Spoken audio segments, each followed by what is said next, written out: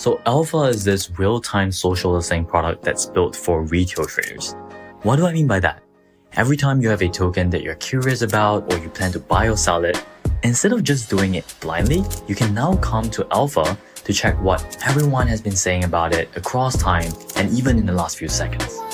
We also use AI to analyze what is happening on-chain and also what's happening in the macroeconomic environment so that you have better context to make a better trading decision.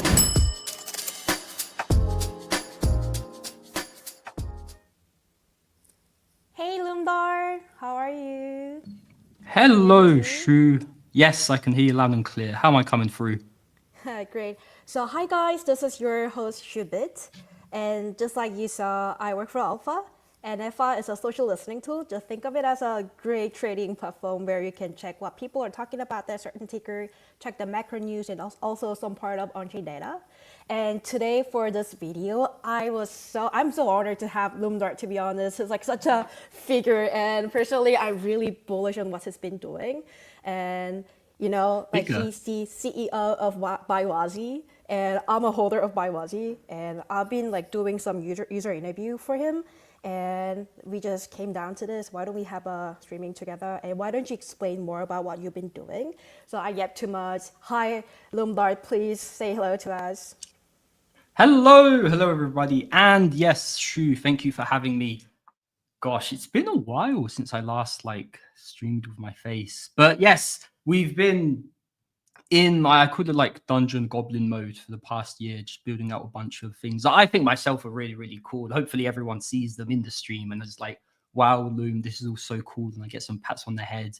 And yeah, just want to take you guys through everything we've been working on. I mean, dude, I thought you were very anon because you barely show your face. And like, is there any reason why you came out with your real face and talking to the audience with like your own product? Is there any like thought process behind it? I mean, I wouldn't say entirely anon. Like, I've been in 2 public boxing fights. The first one where they made sure to dox me as well as possible. But I mean, I have a lot of physical stuff to show, and it's kind of hard to show. Like, I mean, I could wear a mask, but then it's like a bit weird.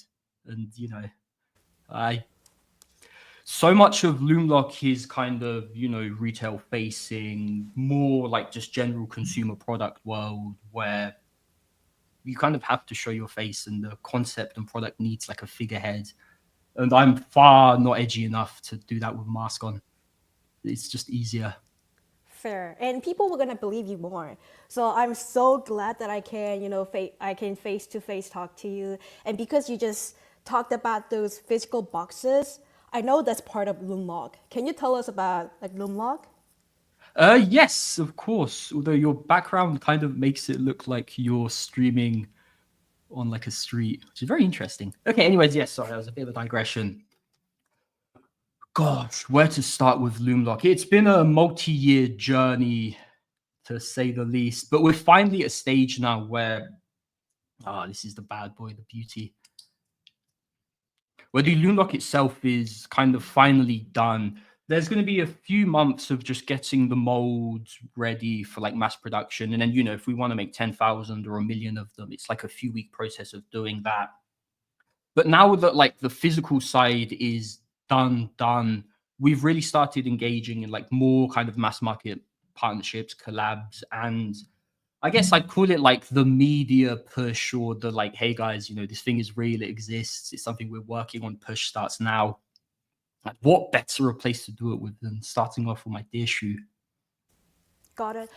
So what I know about loomlock, it's coming from BuyWazi NFT collections. What's the like correlation between BuyWazi and loomlock?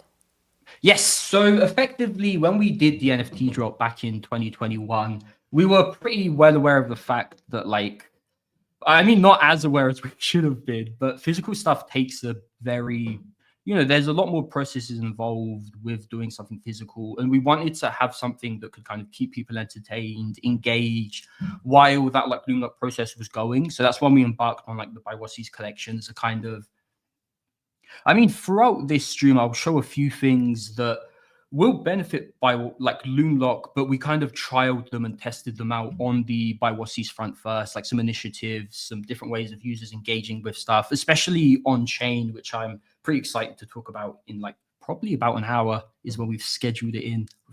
She was giving me an amazing timeline of like, hey, Loom, you must say exactly this time. She's pretty scary. But yes. And kind of something to, keep the community engaged and tied in. Yeah, I mean, like you and me, we are such a believer for NFTs because NFT can be anything, and I can totally get it that from the NFT community who is like very dedicated for the idea. If you start something, you can build something way bigger with the core fandom. And like, what is loomlock exactly? How does it function? Let me tell you the story of like why the concept of loomlock came about. So effectively, as a kid, I realized pretty early on that I was very susceptible to distractions, especially in my case, it was like MMOs. And what I used to do for a while is I had like a pretty nice router that would let me basically be like, all right, between this time period and this time period, I just didn't have access to the internet with the idea of, all right, between 5 p.m. and 8 p.m., I don't have any access to the internet, which means I have to just, like I could focus easier on working and studying. Eventually realized that for a lot of stuff, you kind of needed that access. And I couldn't just blanket turn my router off because like I it wasn't just me in the household, it's my parents, everything as well, and it was getting kind of problematic. So I needed to find another way of just having like a focus period where I could fully zone out and like not have any distractions. So I started this multi-year journey of effectively trying out every product that already existed on the market that would suit my needs. And over the course of 3 or 4 years, tried out everything and kind of realized that like there was stuff that suited the purpose, but just like wasn't given like enough love and care. Like someone came up with a product that kind of worked for like time locking and then just left it. Like not real much innovation was done. And was like, all right, I dream one day in my life that I'll be able to build something for this very specific use case that like is what I myself would want to use. It's always nice building something where you yourself are like the first user, the first customer.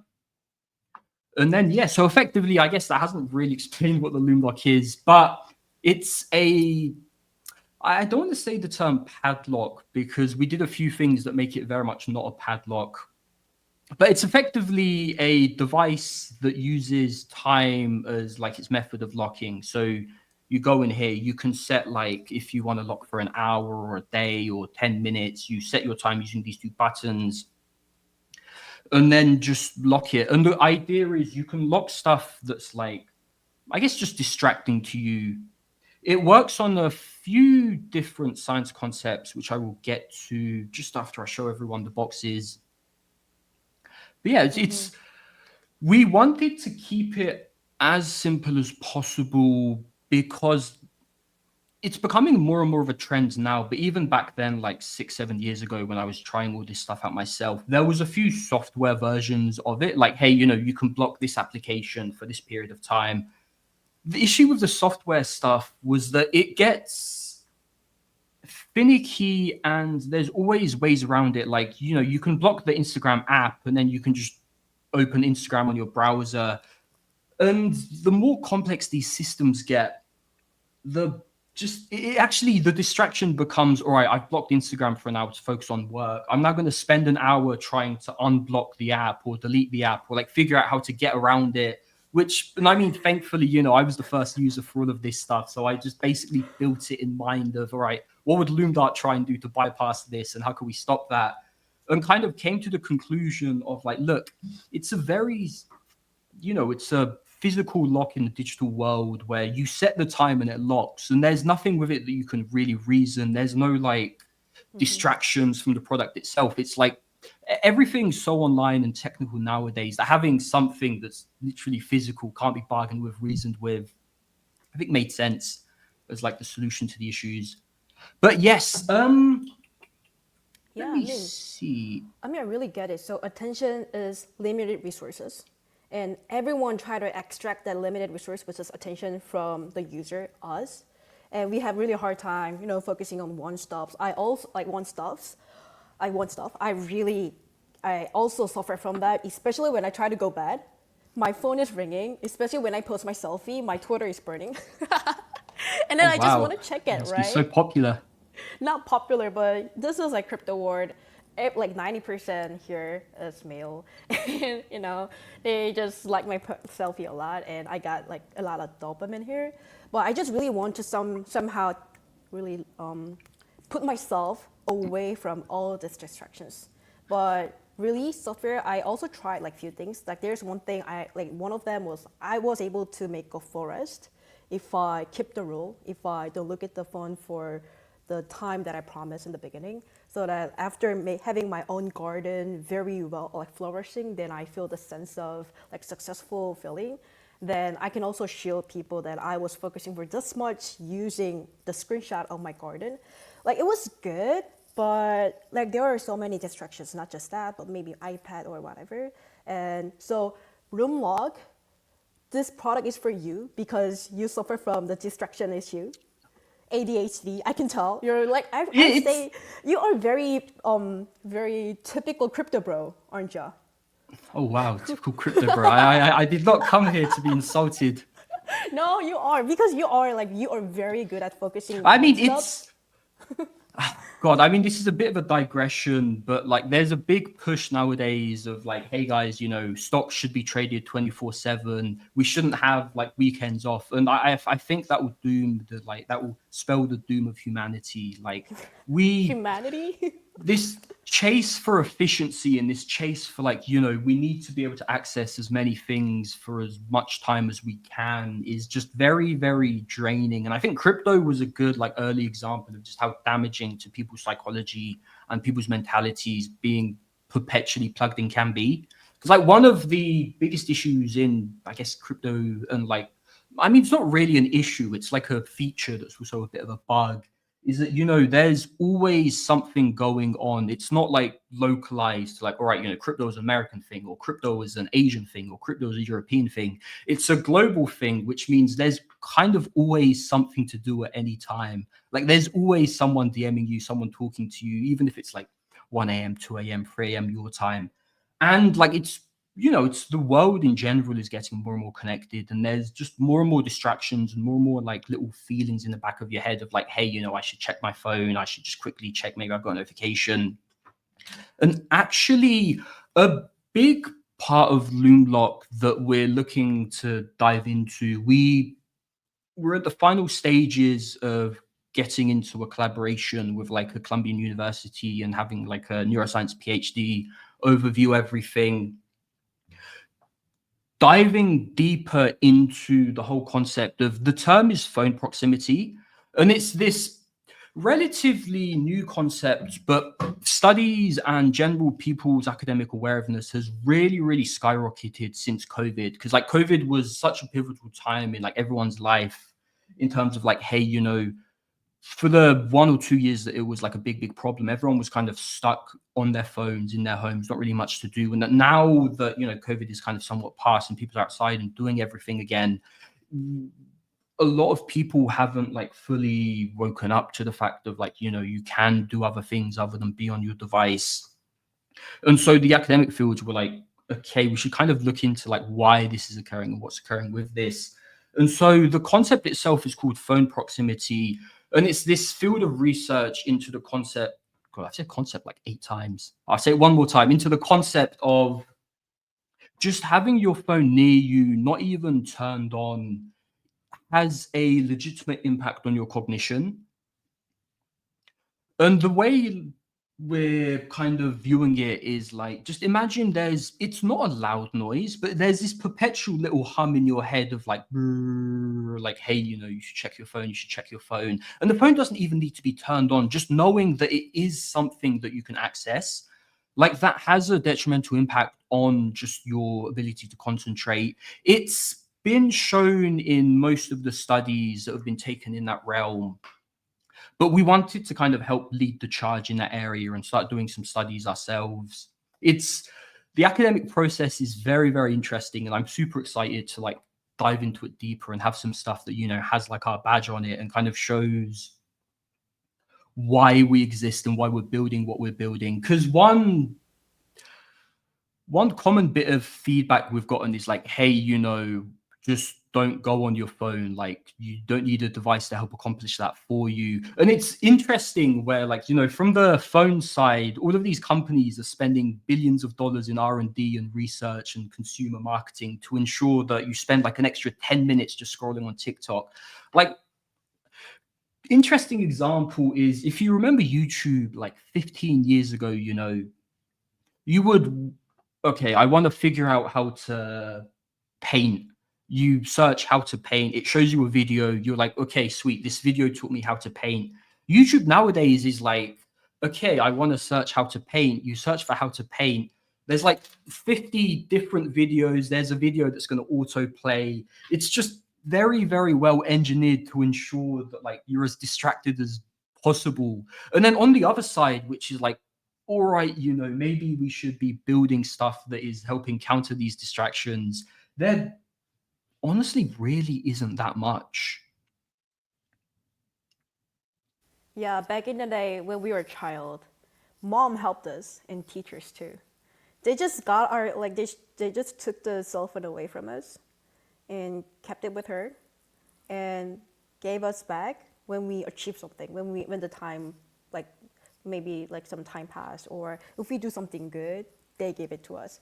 But after growing up, like, no one is really can say what to do or what to not to do.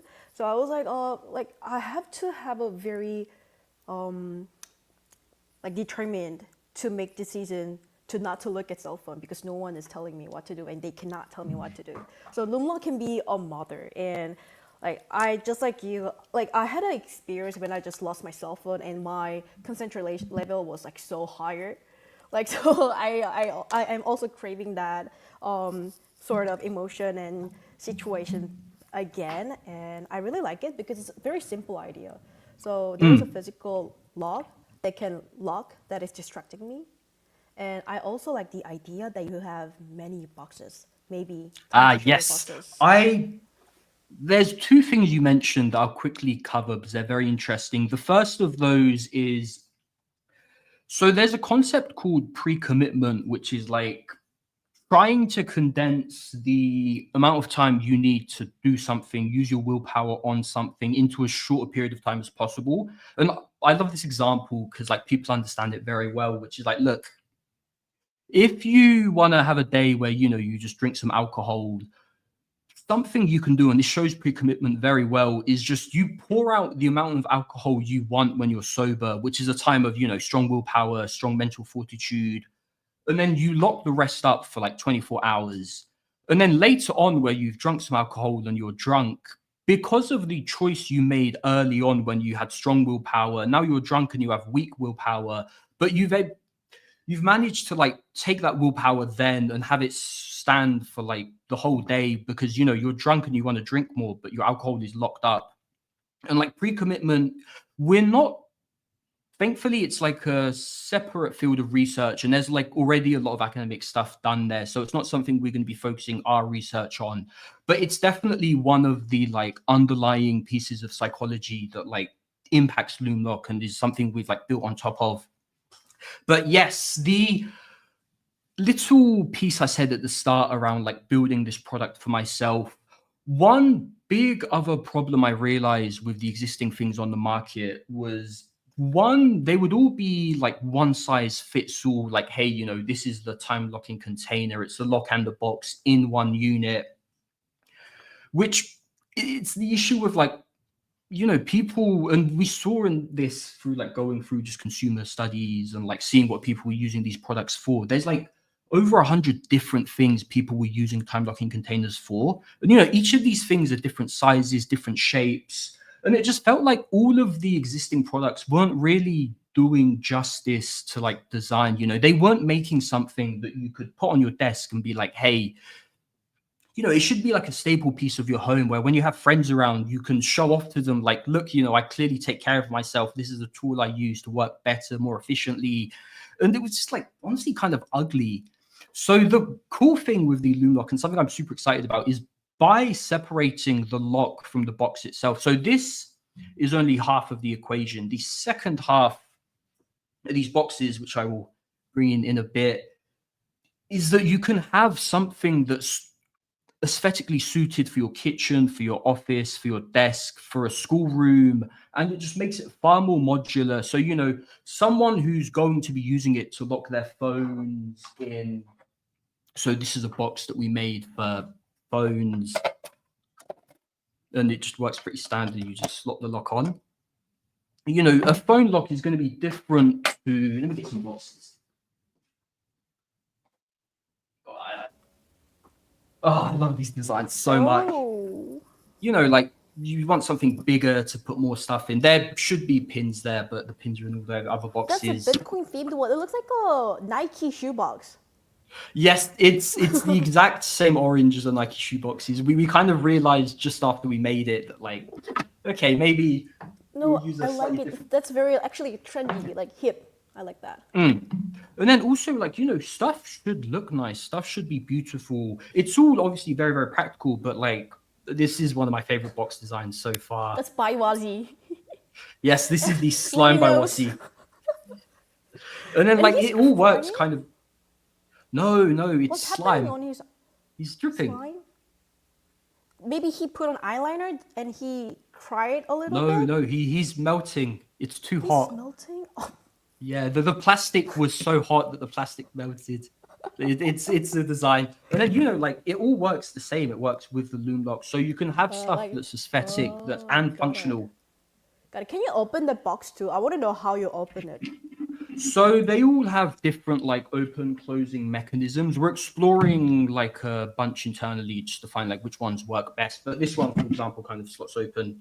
There will be like a little shelves inside, and then it locks closed. So it locks here, and then when you put the lock in here, it like locks it shut. Let me see. Ooh. And another fun thing with all these different box designs is for some of them, it's kind of a case of like, hey, what would I use a loom lock for? I think nicotine pouches are one of the greatest inventions ever. Nicotine is an incredible nootropic, but it's also one of the most addictive substances in the world, and possibly something that you shouldn't be taking past like 6, 7, 8 p.m.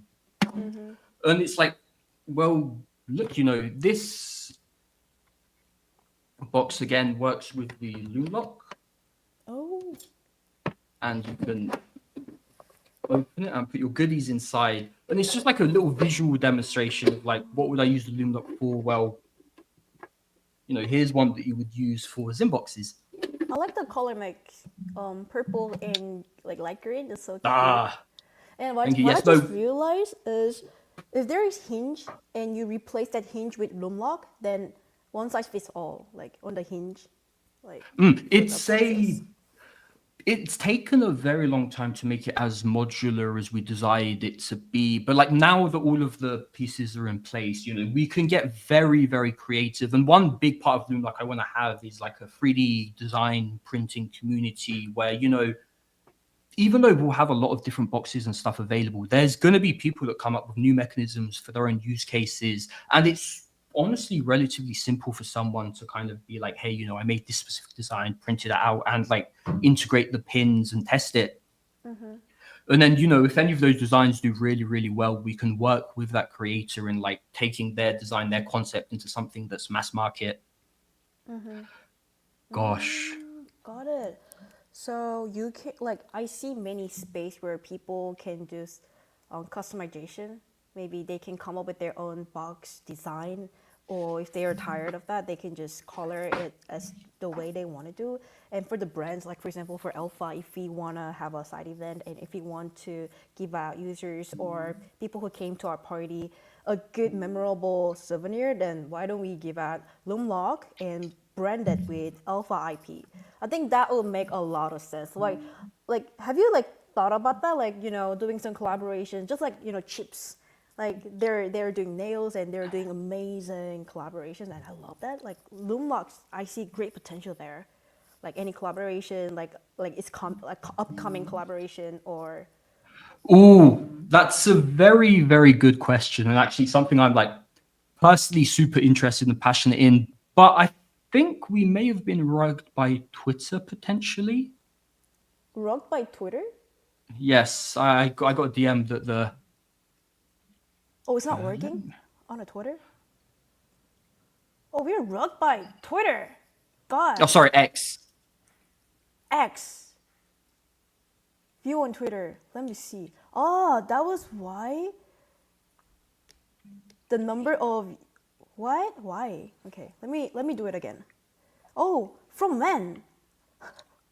Why did this happen now? It never happened to me, and now? Oh my god. Okay, Elon's after us. Elon is after us for real. Edit no. I would just show off more boxes while we get back. Okay, But yeah, I'm super excited to talk about the yeah. Let's go back to collecting the. side of stuff. It's so interesting. Why this is happening like today? It never happened like this. Oh shit. Save changes. Like still, it's not working. Why? Okay, let me restart. Let's restart. End stream and let's restart. Okay. Sad. It happens, Shu. Be zen. Life gives you lemons, and all you can do is make amazing lemonade. Have you ever made your own lemonade? No, this is deep concentration, Shu. Okay, but our recording is working, so you can post this later on. So don't worry about that. And let's go live again. I hope it's working this time.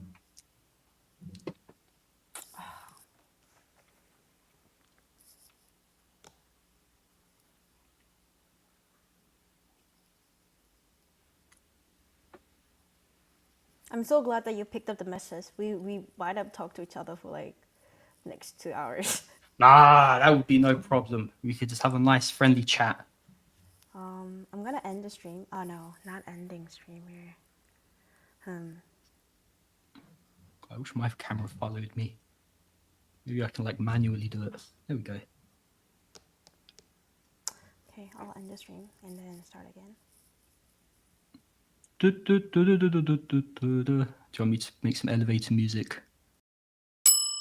So Alpha is this real-time social listening product that's built for retail traders. What do I mean by that? Every time you have a token that you're curious about or you plan to buy or sell it, instead of just doing it blindly, you can now come to Alpha to check what everyone has been saying about it across time and even in the last few seconds. We also use AI to analyze what is happening on-chain and also what's happening in the macroeconomic environment so that you have better context to make a better trading decision.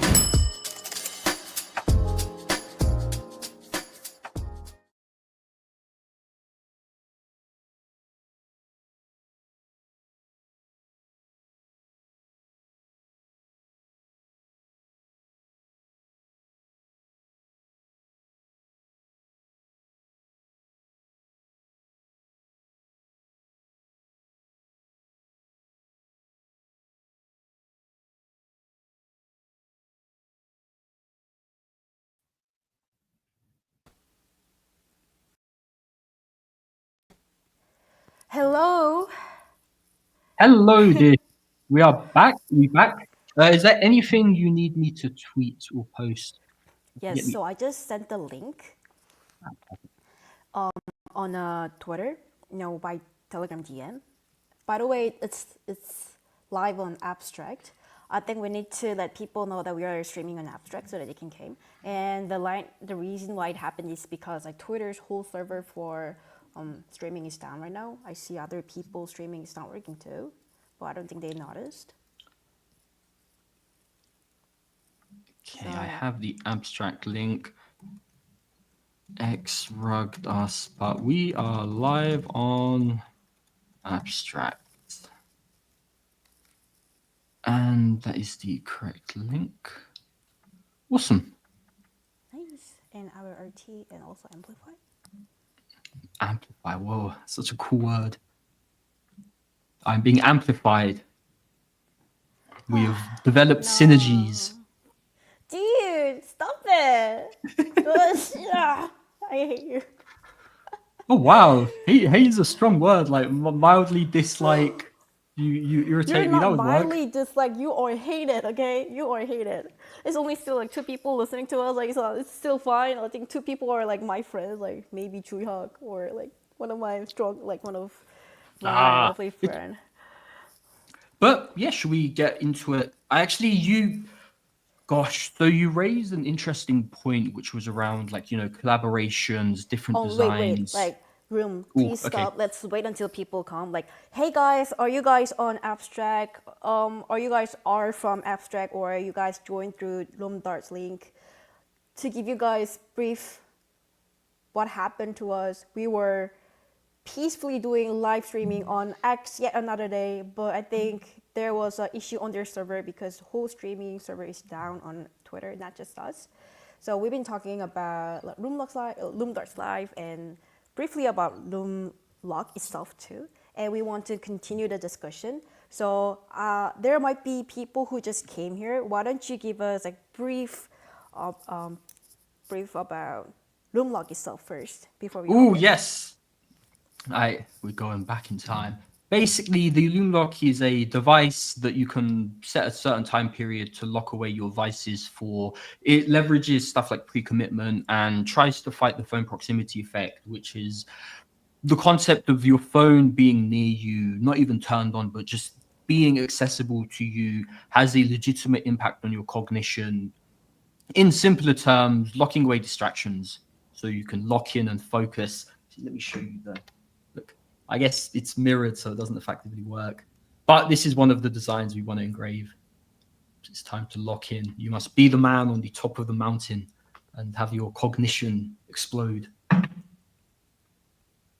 Got it. So this is like for help people to, control themselves, separate themselves from existing distractions. I mean, honestly, we've kind of viewed it as like part of a ritual of like, all right, if you're going to lock in for like 3 or 4 hours, you want to get some proper work done, just use it to lock away your phones, your distractions, make it part of a ritual. Because like nowadays we've kind of come to this problem of like people will be on their desks on their computers like 20 hours a day thinking they're being productive because they're working for 20 hours a day, whereas in reality they're effectively just doom scrolling Twitter and staring at charts. They're not actually working. So we want to push this narrative of like, look, you can get more done in a productive 5 hours than an unproductive 20 hours, and actually spend that time not being like, spend the other 15 hours just doing stuff to enjoy life, like touching grass, learning how to play football if people still play football. And you're But actually yes, doing research behind it with Columbia University, like University in Columbia. yes, no, we think, I guess, post-COVID, the general research into like the impacts of phones, distractions has ballooned. Like a lot of big institutions are doing stuff on it now.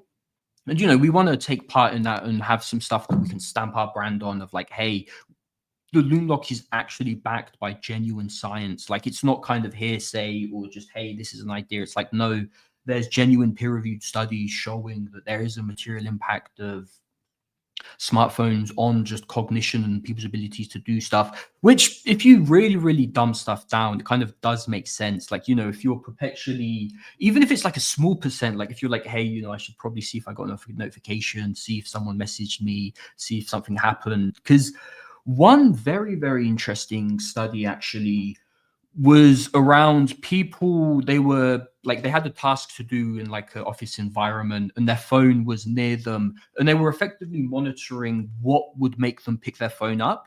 And in 89% of the cases, it wasn't even a notification on their phone. They were just checking their phone to see if they got a notification. So like before, people somewhat assumed it was like, the phone itself, the notifications were the distraction, but it's coming more and more into the light that it's more just access to the phone, and access to this branch of information is like the distracting part, which thankfully for us, is like it helps support the narrative we have very well. But shoot, am I allowed to talk about the collecting side of stuff yet? Because I'm very, very happy with how it's all turned out in like our kind of concept thing. But can you show us like boxes first, and Oh then yes. So one cool part with like separating the box from the lock, and the reason we did that is like over the years I've done and like used these types of products, I've realized that either the products that already exist are just super, super like not aesthetic, or it's kind of this one size fits all box that doesn't really work for like the specific use case people have. So like a big part of Loomlock is by separating the box and the lock, you know, you can have like a bunch of different box designs, a bunch of different box concepts. You can have something that's suited to your specific environment and actually use it and talk about it and not have it be something you want to like hide in the desk. So this is a cool one. There should be pins there, but they're removed and it just works like that. We have the Win box, which is, we're not actually producing nicotine pouches, but it's a box for nicotine pouches. And the way it works is you pop the lock like so. And then we have some kind of more generic one size fits all boxes that, God, the amount of creativity that's gone into all of this stuff is like insane. And yes, it works like this. That way, you know, having something be aesthetic, having something be cool and look nice is, you know, like stuff in life should look nice. But there's also another reason why we've spent so much time and effort on making sure it's like nice aesthetic. We're going to have a bunch of different limited editions, and I'll get into the collecting side of stuff just a bit later. But it's also like there's more than just physical defense in terms of ways to stop someone breaking something. Like, you know, if you have a box that looks super, super nice, that's valuable, that's limited edition, you're not going to be like, I really want to check my phone. Let me just smash the box open because, you know, I can just buy another one. It's cheap. We're using the concept of value as one of the reasons why this product like works. One of the reasons why people aren't just willing to like smash it open and break I into mean, it. you thought of smashing the box? That's so random. I mean, you did that? Yeah, no, we've gone through like thousands of reviews. Basically, I went through every single possible concept, every single possible item, went through every bit of feedback and just like, all right, we can fix this, we can change this, we can change this. It's been a very interesting and fun journey. Wow. Gosh, I probably spent like 2,000 hours in the last 3 years just purely 2,000 reviewing like hours. consumer marketing, consumer products. It's God, it's a very, very interesting field. But yeah, like, because ultimately, and this is something that you learn in like the padlocking world and like the security world, is if something's in someone's home, it by definition can't really be secured. Like the goal of most padlocks isn't prevention, it's deterrence. It's like, hey, you know, if someone wants to get through this $500 gigantic solid steel padlock, they'll need to use an angle grinder that's loud. And by them using the angle grinder, it will be loud and it will get people to like see. And then someone will be like, hey, what are you doing? Stop doing that. And they call the police. It's not about being invulnerable. So we could kind of, you know, make boxes that we would view as like giga Fort Knox security side. But if somebody really, really wants to get into it, you kind of can't force them out. Like you can't force them to not smash it open. So we're really leaning heavily on like, you know, these are premium products. These are things that you buy and cherish. And by destroying it, you're effectively destroying something that's valuable. But yeah. That really makes sense. If you design it or if you buy the box that you really wanted, then you don't want to ruin it. And whenever I look at it, yeah, I self-committed in advance by buying this box so that I can just lock up and be really focused. You muted. There you go. Oh, and you muted again. You're So can still... you There like? you go. Yeah, I mean, and like before we hop into the collectible parts, why don't we go talk about Butler a little? Okay, awesome. Well, so initially, like a few months ago, we want to use tools and things that exist in the world for like reasons that make sense, which unfortunately is a bit detriment to crypto at the minute, where it's just like, hey, what can we use and like strap a buzzword onto to do stuff for. But we really wanted to have like a companion in the Loomlock ecosystem where, you know, someone that's relatively new has a problem either with like their phone when they're sleeping, or, you know, maybe they take too many nicotine pouches. And we wanted to build an AI companion that they could effectively talk to, that would somewhat be like a therapist, somewhat like a mentor. It would take them through what the Loomlock is, why it exists, how it can help them in their specific case. You're still muted. And then we were like, all right, where would be a good place for this? Where could we have them interact and engage with this? And, you know, we didn't really want to do a thing where it's like, hey, here's another application to add to your phone. Here's another thing to check and monitor. So instead, we were like, well, where is everyone already? Where can we build something like this out? And then just arrived to Telegram. And in the process of building like that Loomlock AI assistant, we deep dived into Telegram and realized we could actually do a few things that are super fucking, honestly, super fucking magical. And I mean, no one has done it like this yet. So Butler then evolved from like, hey, you know, we want this to be like a simple assistant, to like, hey, we could have this very, very easy to accessible thing be a hub for like many different AI agents, many different toolings, and it could all be based on Telegram. Now, I actually haven't mentioned what Butler itself is, but I'll be showing that in just a second. But the quickest TLDR, and like anyone can try this out in the next, just after 10 minutes when the public test goes live.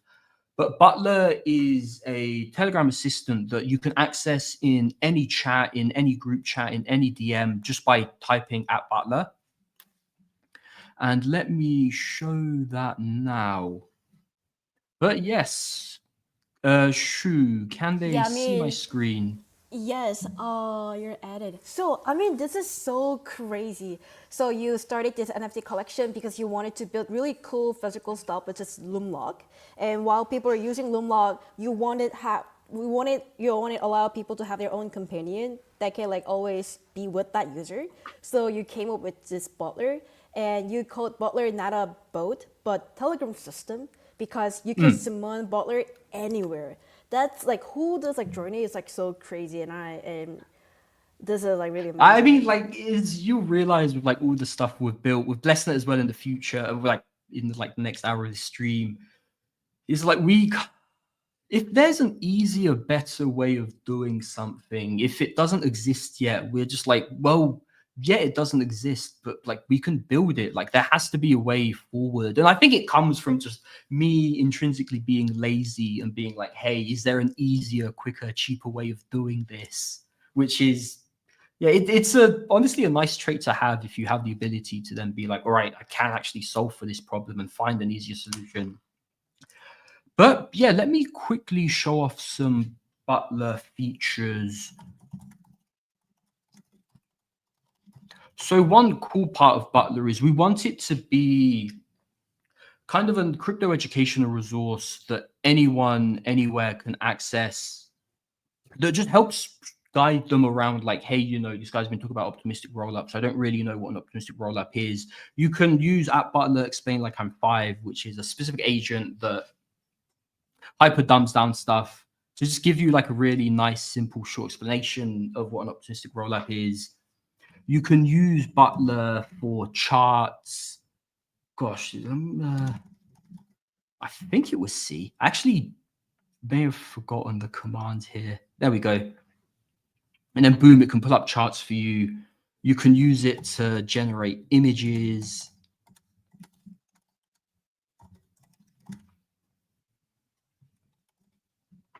So this is all happening in real life. You're not running your own private server, but it's like you were actually demonstrating using the existing server.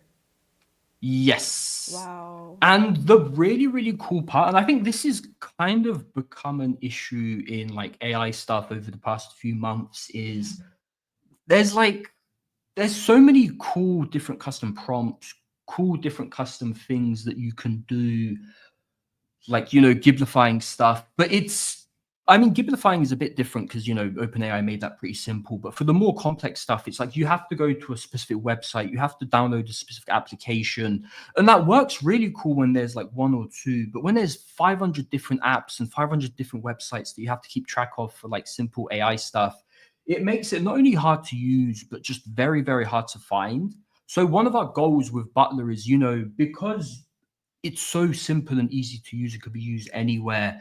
We could incorporate a bunch of different agents, a bunch of different image gens, and just make it as simple as possible for anyone to access this AI tool in.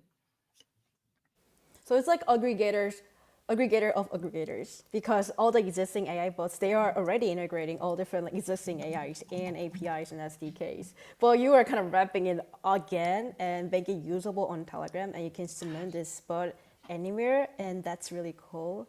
And guys, this was like hi Shu, you just generated that video.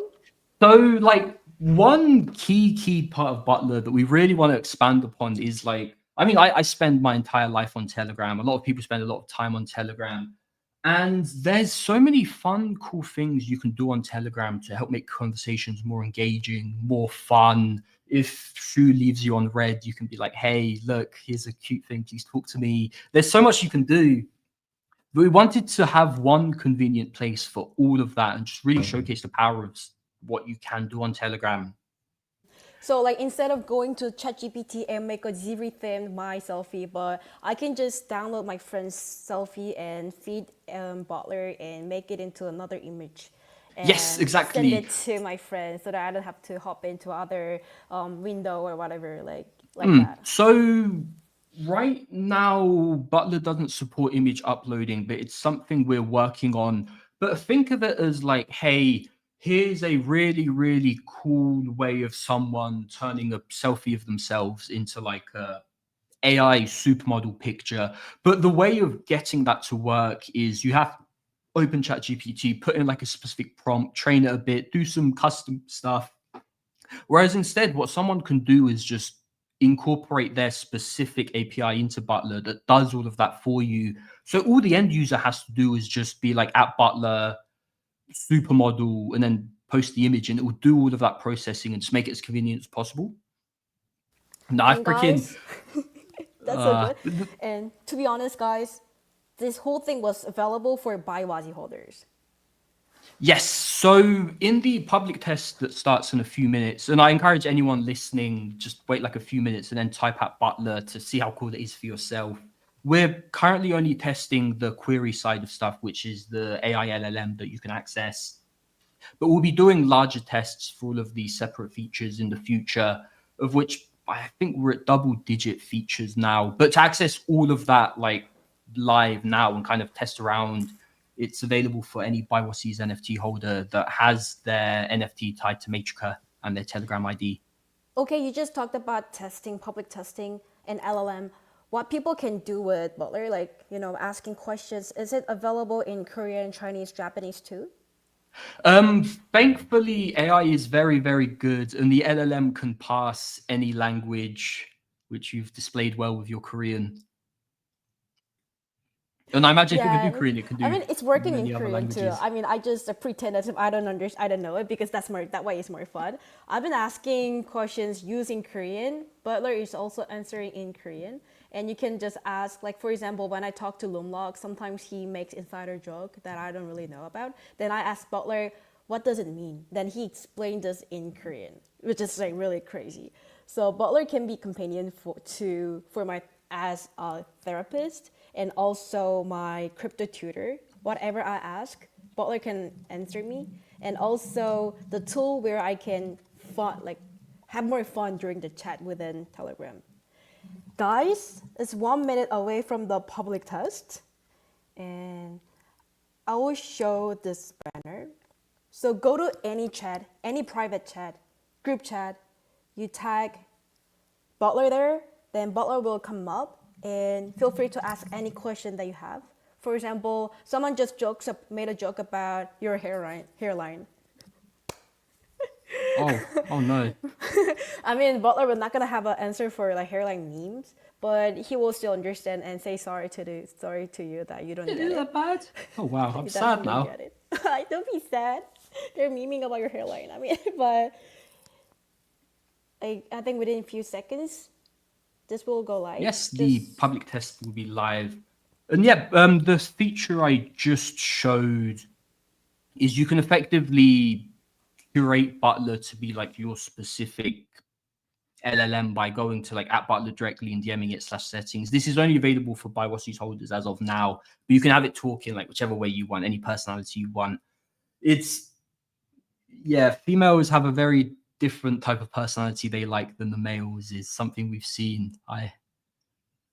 But yes. But yeah, so effectively, we've been building Butler in relative stealth over the past few months, just getting as many separate features for it ready as we can, like different primitives, like journaling, to just make it as useful as possible. Because I'm fairly sure once we do like our big kind of public test, other people are going to realize like, wait, this is actually a really, really cool way of integrating AI into stuff. Because, Telegram it's probably, I think it may not be the top. It's very close to being the top social messaging platform in the world. And, like anyone can access Butler. Over 1 billion users that use Telegram have access to Butler. All they have to do is just type at Butler, which I think is super cool. And it's live now. Did you Yes. make a post on your Twitter account too, other than the streaming? There should be a post going out. Let's see. If possible, present the post you just posted on X.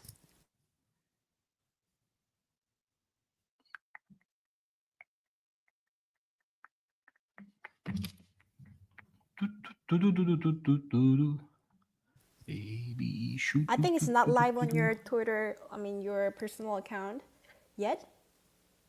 Please double check. And like, hey guys, let me tell you my experience with Butler. So Butler wasn't not able to code the chart, but it was in the plan. And Butler actually has like the cleanest UI of Yeah, chart. cool, the chart. Yeah, like I really liked it. Like before, like 2 months ago, it wasn't available. No, it's the really, really cool part is because ultimately Butler's more of like a gateway than a specific agent itself, is it's actually very easy for us to integrate and incorporate any cool thing that like someone else is doing. And one of the big things we want to have Butler be is just a hub for people to find all of these cool new things. It's like, so if you do at Butler WGen, it will generate like an image of a specific prompt you give it, but in the style of a BioSys. And that was done by a really, really cool guy called 100x Long. And it's like, if, the original way of doing that is you would have to go to like a website that's relatively not very normie friendly and go into settings and like adjust the model parameters and all of this technical stuff. And instead, it's like we can just incorporate it directly into Butler and anyone can access it by just typing at Butler WGen. So like as Butler grows, we're hoping to not just give users more and more cool AI stuff that they can access, but actually on the other side, give people that have built these cool stuff just a platform to actually show to like a lot more people. And obviously at the end of the day, monetize and like sell their products for us, which I think would be pretty cool. That's sick. What would be the best use case for Butler, other than chart? I think honestly, just like one of the best use cases for AI in general, which is like adding more flair to, communications, talking to someone, like using Butler as like a third wing can be very, very popular and sorry, not popular, useful. Another cool thing is, and this is more in the like prompt engineering side of stuff, is you can add Butler to a group chat and then just mess around with like specific prompts for a specific agent and like fine tuning it. And it's in like a social setting. So instead of it just being you DMing ChatGPT, it's you and like some various business associates all grooming the thing together. Which I mean, yeah, it's hard to define specifically what Butler is because it is so many different things. But effectively, what we're saying is, it's just a hub to like anything in AI. Got it. Guys, by the way, Twitter just fixed streaming feature. I just we're live on Twitter too. So it would be great if you also amplify this tweet on X. I mean, Elon is chasing after us. Why Ah, today? bless I've you. been doing this for like 3 weeks, and why today it's happening? Like, why they broke their server? We actually had a very cool convo when we just started, and I enjoyed so much you explaining the research behind loomlock and also the correlationship between butler and loomlock was so good. And can you demonstrate more features of butler now? Like, Oh, I just stopped my yes. screen So sharing. Let me guys, Butler reopen is that. live now. Go to your Telegram, go to any chat, and summon Butler by tagging Butler. And it's using LLM. It's the like ultimate AI tool that you can do whatever with it. You can ask any question in any language, it will answer for you. And as you see on the screen, it also generates the video if you're a by Wazi holder. And you can also summon chart by typing certain prefix, like certain like texts you see like this. So Loomlock just asked me to say hello to Shu in a long format. Oh, so you can also fine tune, like you can also make it into like a Yeah, I casual mean, it's tone, just whatever, like right? access to, in our case, it's just like a pretty bog standard version of Claude, but it's like access to an LLM anywhere, which is super cool. Okay, Let you me see, let me see, let me also see. mentioned that this was meant to be the companion for people who are using Loomlock because they want to be more self-maintained and they need a buddy who can talk about. Can you also try that therapy feature? Like for example, you know what I mean? Like It's not entirely fine tuned yet. And actually, one of the downsides of building AI stuff is people will be like, hey, AI agent, wash my laundry. And it doesn't wash their laundry. And they're like, ah, this thing is useless. But it's like it's a specific tool for a specific thing. And so we're currently fine tuning the like Loomlock agent side of stuff. But hopefully in the coming weeks, it'll be like a lot more available. got it. Still, it's really great that AI is built in Telegram, so you can use it anywhere. You don't have to switch your application to do whatever you need to do using AI. Like Oh in no, my case, 100%. Like a big, big part of why we're so excited for Butler is like, it doesn't break you don't even have to change chat, let alone change application. Like it lets convos keep flowing, keep going. You can add more fun stuff to the conversation. But sorry, I interrupted you there. no, I love it because that's really good. So when I'm in group chat with fellow DJs in Korea, and we were talking about a few concepts, and people were not sure about it, but sometimes we were too lazy to leave this group chat and find something. So I just showed Butler, and people were like, "Oh, that boat is not invited to this group chat, but how is it working?" And I said, "You guys will figure it out within few weeks, because I'm the It's only YYZ holder there." it is pretty magical. And I mean, like honestly, I mean, I know why no one's done it like this yet. It's just they haven't explored Telegram enough and figured out like how they can do it like this. But like, I mean, OpenAI should be doing this. It's a way for them to access more users than like anyone else. Like, X has, I think, less MAU than Telegram does. So for a period of time, we can say we are like the most accessible AI thing in the world, which is like it's funny and cool. And Yes, it's you just just all through called at Butler Butler. not a bot, but you just said Telegram system. And I fully agree with that because you don't have to do anything to use Butler, but just summon it.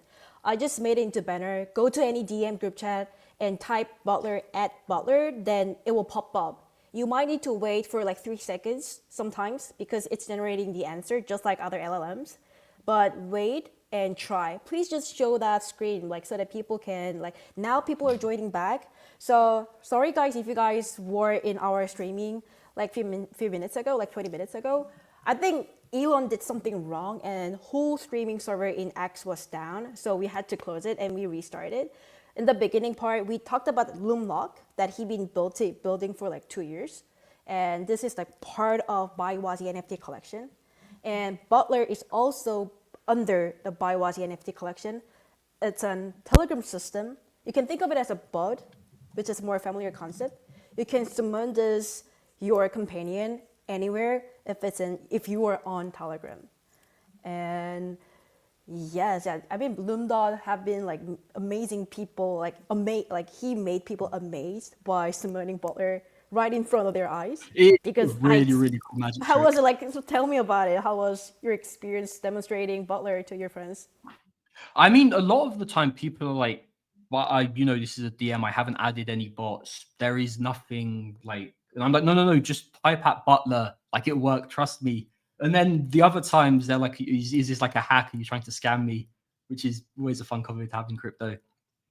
But yeah, so anyone can try out Butler now on Telegram. Just go, as we've mentioned a few times now, and is available in the banner. Just go type at Butler in any group chat or DM. And actually, if someone could let me know if it works or not, just so I can make sure it's live. Yes, please comment. Please let us know. Try it and comment on Telegram or Abstract so that we can know if it's working or not.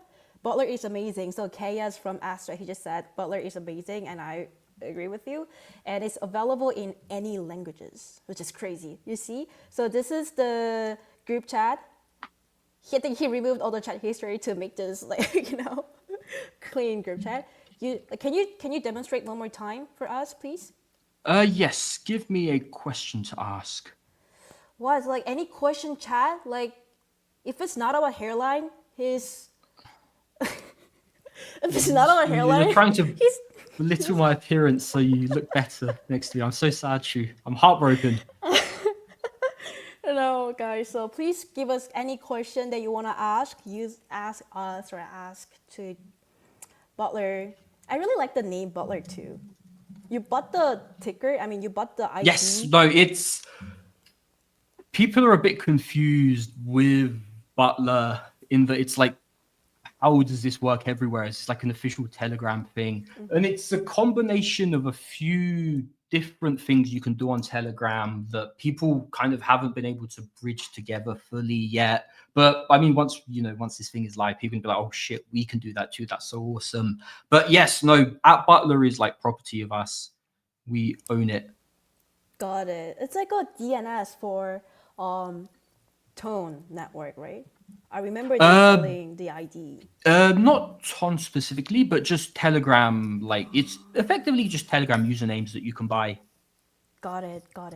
So what is blessnet? So he just leaked something really big, and I am sucker for blessnet idea. Though many people have hard time understanding. This is why we are doing streaming to show Butler and explain loomlock and also blessnet. Before we go to talk about blessnet, why don't you show us the boxes on loomlock just for one more time? And I want to see the lock a little closer. Like, can you bring it Yes, I can chat a bit about so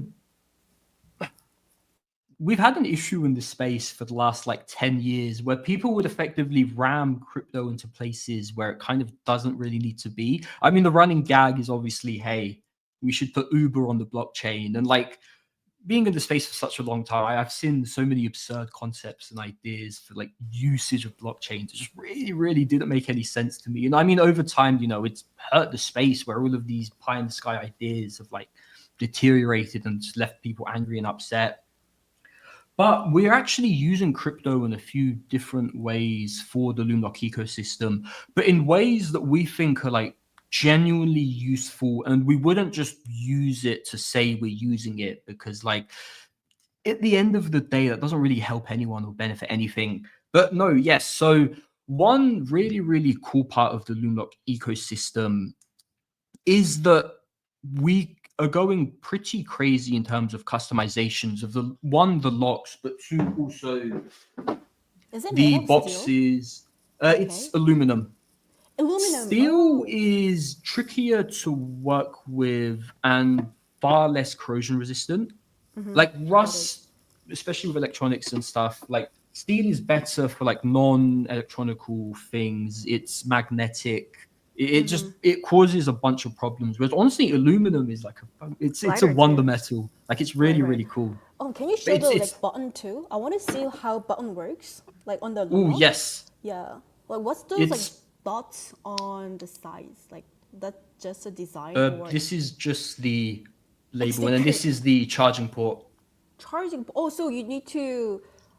It has a battery inside. Yes. Oh, got it. C type, of course.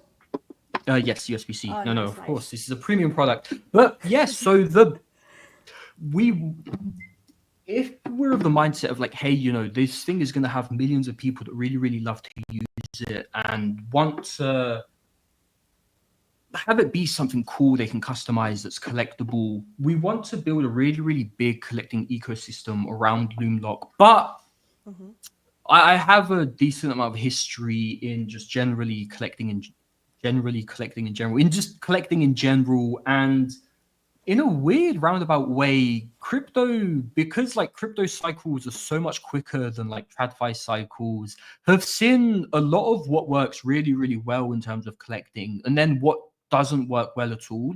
And I think honestly, nowadays, with like the entire luxury watch market collapsing, we're seeing the downside of a lot of systems that like the traditional consumer product world has used around like scarcity collecting. Like an obvious example is you go to the Rolex shop and they'll be like, hey, everything's sold out. This is all super, super exclusive stuff. It's all sold out. If you want to buy this watch, you have to buy this watch and this watch and this watch. And it's like, they make over 1 million Rolexes a year. There's not really anything that exclusive about any of it.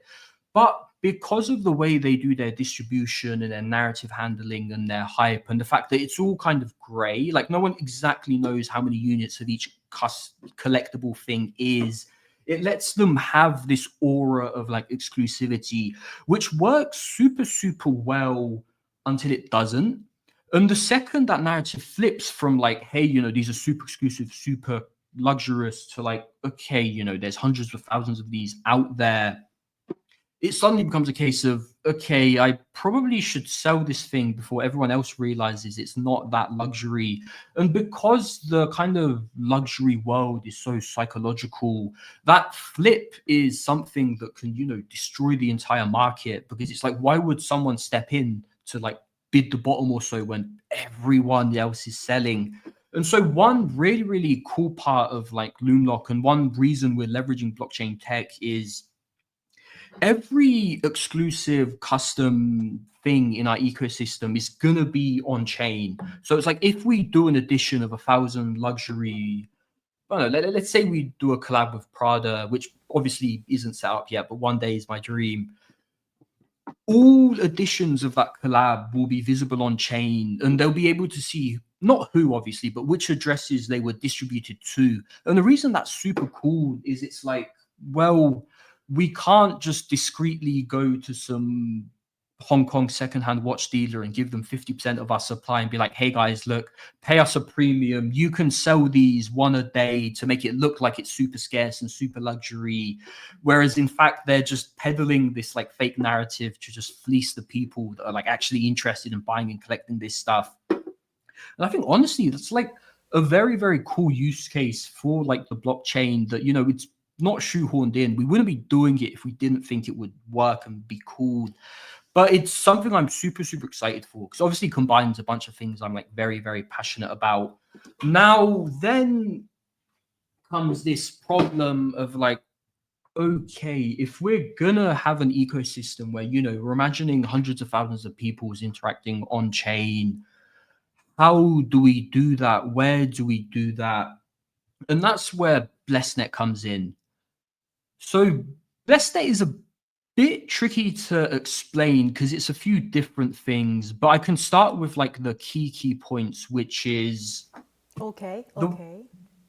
Before we dive into blessnet, I want to just like make sure I understand correctly.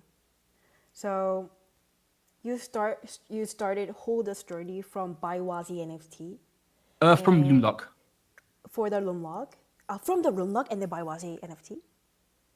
Oh, so you wanted to build this physical lock. Yes, no, the core, like company itself is Loomlock, and like the core mission is Loomlock. Ah, okay. Viwasis is like a fun thing we're doing to like keep people engaged until the locks ecosystem is ready.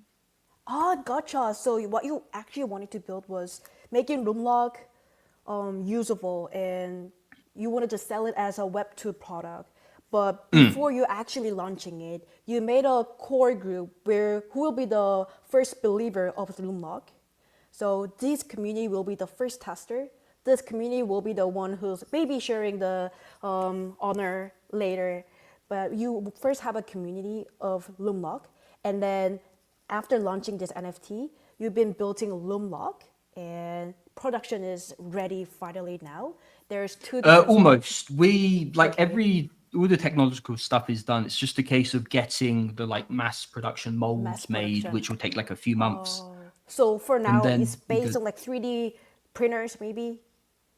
The boxes, God, this took a crazy amount of time because there's so many tolerances and stuff that we have to get right where, you know, if any of these different pieces kind of don't work for like 100,000 units, it becomes a gigantic headache.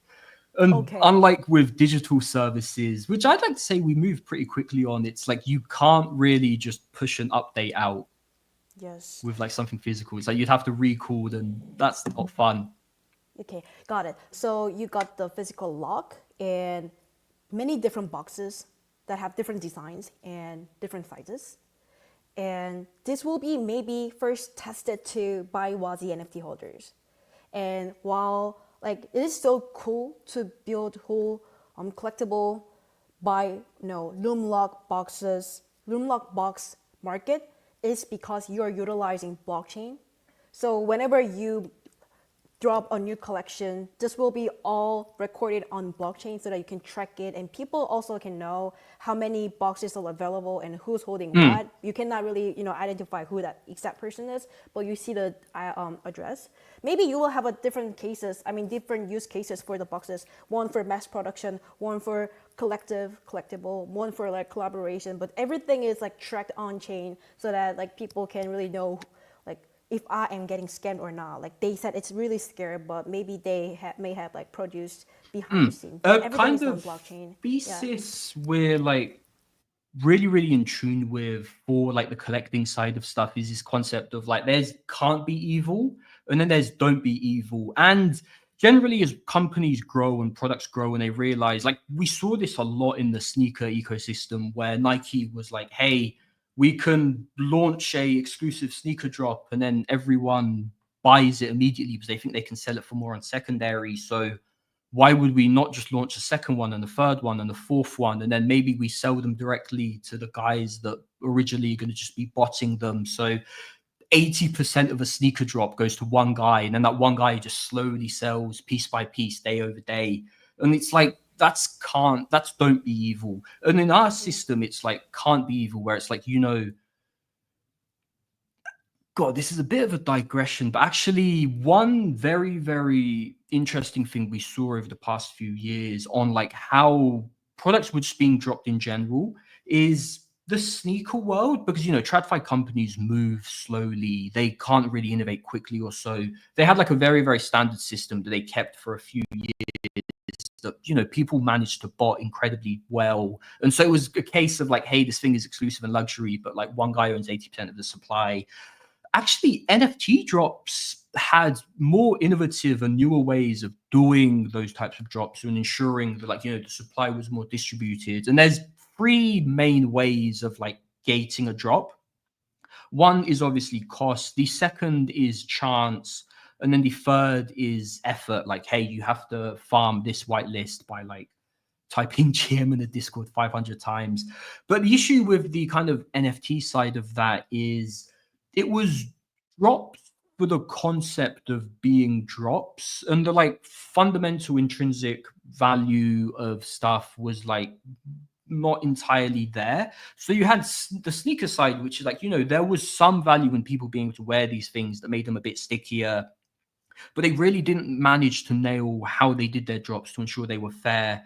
There was a crypto side where there was much better drop mechanisms, but it's kind of like it became very easily overbloated. There was like a new NFT drop every single day, and that entire ecosystem kind of imploded because there was just such a rush of supply. We're trying to bridge the gap between the two to where it's like, we'll have a bunch of different custom box drops, but they'll be done in ways that are taking lessons from the crypto side and hopefully leveraging the benefits of the fact that, this is a physical product that like millions of people use and love, to bridge the gap between the two. And a big piece of that ecosystem is going to be something we're calling loomlock credits. And that's kind of where the loomlock NFT side of stuff comes in, to where, the best way to get access to all of these things and take part in all of these things is just to be a loomlock NFT holder. That's sick. That's sick. Yes, we've digressed fairly far from blessnet, but if you want, I can give people like a quick rundown of what this baby can do. Yes, please. Okay, so blessnet it started on the concept of like, all right, drains in crypto are a really big problem, and a big problem that people just seem to not really care that much about. Like, I'm sure you remember in like late 21, early 2022, there was this running meme of like, the Bored Apes are like so stupid, they're always getting drained on chain, they're so dumb. Yeah. And it was always this case of like, it's more so the fact that Bored Apes were valuable NFTs people were targeting, and the on-chain itself, like the users weren't the problem. It was the fact that, you sign one bad transaction and like you've lost everything. And That then happened like to me. Oh, I know, Shu, I know. So Yeah. It breaks my heart. But like then kind of, Miladies became a lot more popular. And then the Miladies were getting drained. And I mean, obviously nobody wants to say like, the Miladies get drained, they're being stupid and whatever. But like the narrative still wasn't there of like interacting on chain is really fucking dangerous. And so it never became like a big narrative. But in the unique position, because like usually what happens is a guy gets drained and he just leaves. So no one heard how. Sorry, I burped without muting before, and Shu reprimanded me. No one There's not this big narrative of like drains are a big issue, because everyone that was getting drained was either labeled stupid or they just left because they're like, I lost all my money. Why would I still be here? And so blessnet is built on the notion of like, if we're going to have a product that, we want to bring hundreds of thousands, millions of people on chain, how do we do that in a way that's just fundamentally safer?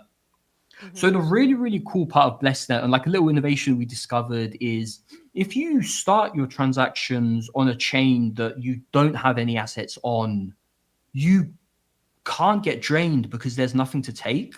True. And so if we have all the user engagements, all the user interactions done through blessnet, it's an on-chain experience, an environment where they can do stuff and they're safe. It's like if they click on a wrong link, as long as they're on the blessnet network, they can't get drained. Mm-hmm. And so that was like the inception of the concept of blessnet, which we're kind of calling like an interaction layer. Like it's hard to talk to people about because, the space has such an oversaturation of L2s and L3s. And technically, blessnet is an L3, but the function isn't to be like another place where people can move their assets and move their money, and we're just trying to build another like mini Ethereum. Instead, the goal of blessnet is to supplement every existing EVM compatible chain by letting people do stuff on that chain, but in a way that's just fundamentally safer. I have a cool example of this, which is one other fun concept of blessnet is it has built-in native modular permissions. Mm-hmm. So, for example, I am blueberry.eth, and that's secured by a private key. But, I want to log into a on-chain game, or I want to log into like an on-chain website with something that doesn't require me to bring out my ledger each time I want to do that. Mm-hmm.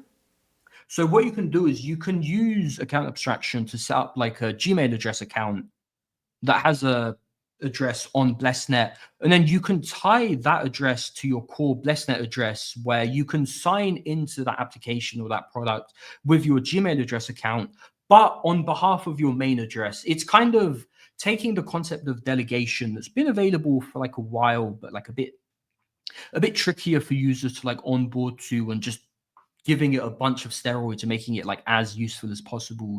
And it lets us do like a bunch of really, really cool stuff to where if you have like shoe.eth and you want to set up an AI agent that can do DAO voting for you, what you can do is you can set up a modular address that's connected to that AI agent that has the right to vote on behalf of shoe.eth. But if that agent decides, hey, I'm going to go evil and drain all your money, it can't, because it only has permissions to do the voting stuff. And I think Got that's it. really cool in that it just lets people do a lot more. I mean, I really, really hate the term consumer crypto because one, it's like derogatory. It's like, we must consume, please give us stuff to consume. But two, it's like everyone's a consumer. Like consumer crypto is like human crypto. It's just making these blockchain systems like easier to engage and use and interact with, more so than kind of the like narrative and such that's been peddled. But yeah, like effectively the way we're viewing it is like you have Ethereum, Optimism, Base, Arbitrum, and then blessnet is like a big layer that sits on top of all of them. Got it. So as a user, usually when I try to interact with certain like unknown websites, I usually make one more address on like under my main account and name it like default, so that whenever like I log in, make sure my actual wallet is safe. But what blessnet is doing is I make like general purpose wallet that I use not to move around the asset, but just to make sure that this is me, like maybe login or voting, something that does not require asset movement. And then blessnet as a L3 is allowing that wallet to interact with any L2 that is in EVM. And I don't have L2, to L1. L2, L1, if it's EVM, then I don't have to make another wallet underneath my wallet, but I have like general purpose wallet. And this wallet is doing everything for me if it's not about moving my asset around. And Yes, then how can I use it? Like, is it like me integrating blessnet? How can I access to So blessnet? the really, really cool part of blessnet for devs is that because blessnet is the interaction layer, we are effectively handling all of the compute for like setting up those smart addresses, connecting those smart addresses. All an application slash that has to do is be like, okay, this address on ETH is, let's say, shoe.eth, and they are in this game or in this application. Any transactions coming in from blessnet under shoe.eth, and obviously on blessnet, if you have all these smart addresses doing stuff, it propagates to shoe.eth. It's any transaction coming from that address just does whatever. Ooh, So it's honestly ooh. like a pretty cool dev side UX improvement to what's like currently available, because something we really realized is like you can build all of this cool tooling and all of these cool features. Like, there's 500 demos of like smart wallets, but if it's not as easy to use as possible for the user, it's just kind of not going to be used that much. And it's like, you can set up a delegate on ETH and have a different address to do your delegation stuff. But even that small step of like signing that transaction and sending across to that address and logging in with that address it's a decent chunk of work. Whereas for its core primitive, which is letting you do stuff on chain under shoe.eth in a safe way, literally all you have to do is just change network to blessnet. Like it's about as easy for the user experience as it can get, Got which I it. guess, even though I hate the term so much, is like, consumer crypto. Quick question. How do you define consumer? What's your definition of consumer crypto? I mean, just like you, me, anyone using the chain. So, like just you mentioned before, anything on blockchain, if they have user, it can be called as crypto, I mean, consumer crypto. Yeah, like I don't really understand this kind of Yeah, specific push got it. towards like, hey, this is like a consumer crypto thing. It's like it's just a crypto thing that's like easy to access. And one thing I noticed is loomlock, your state, like when everyone try to attack our attention, try to distract our attention, you came up with the product that is keeping you safe from those distractions. That's one thing for loomlock. And for blessnet, while everyone is focusing on selling, you are here to protect people's assets. So I I say mean, that it's like it's the same. And there's another thing that is cooler. You know what? You just made a butler, guys. If you guys just join stream, go to Telegram and summon butler like this. I just showed the banner here. You can summon butler anywhere on DM or group chat because it's not a bot but Telegram system, just like blessnet is. So blessnet is not a thing that user have to log in or try or set up, but you just can, if it is integrated somewhere, people can just access to it. So just like butler became the system of Telegram, blessnet can be the system of all the existing EVM chains. And right. So I see like it, kind of this it's like I can see you how you think when you build something. That's your thought process. Like make it simple as it's possible. just User I'm an should do incredibly nothing. lazy human being who wants to stay safe, and so it's just like if we can build something in a way that just makes anything easier, like we're gonna do it. Ah, That's sick. Okay, can you tell us more about blessnet use case? You just shared us, okay, when you want to log into the game instead of using the wallet, like you're like $1 trillion inside, but just change your network to blessnet and log in. Then this will gonna somehow interact and my actual wallet will be logged in there. So any yes. other So examples? there was the AI agent example, which is like if you want a specific agent to do stuff for you on chain, but you don't want it to have access to all of your money, but you want it to do stuff for you on behalf of your main address, you can use blessnet for that, and it's like easy to set up. We hopefully in the next few months should have like an example of that people can like actually use and play around. It's been like a year of just building all the tech out, but it's finally in a stage where it's like done. So now we're moving on to like, okay, how can we show people how blessnet is genuinely making Ethereum fun again? Because like everyone talks about being Ethereum aligned and EVM aligned, and it's kind of a way of them just sliding into the pro Ethereum narrative and getting like investment and money from that side. But we wanted to genuinely be Ethereum aligned, and there's no more Ethereum aligned thing than something that like we don't want TVL, we don't want people to like move their money into blessnet because it defeats the purpose of what it's meant to be. We're purely just here as like a layer on top that enables far better account abstraction, far better just general consumer crypto stuff to make it as easy as possible for users to use on-chain stuff.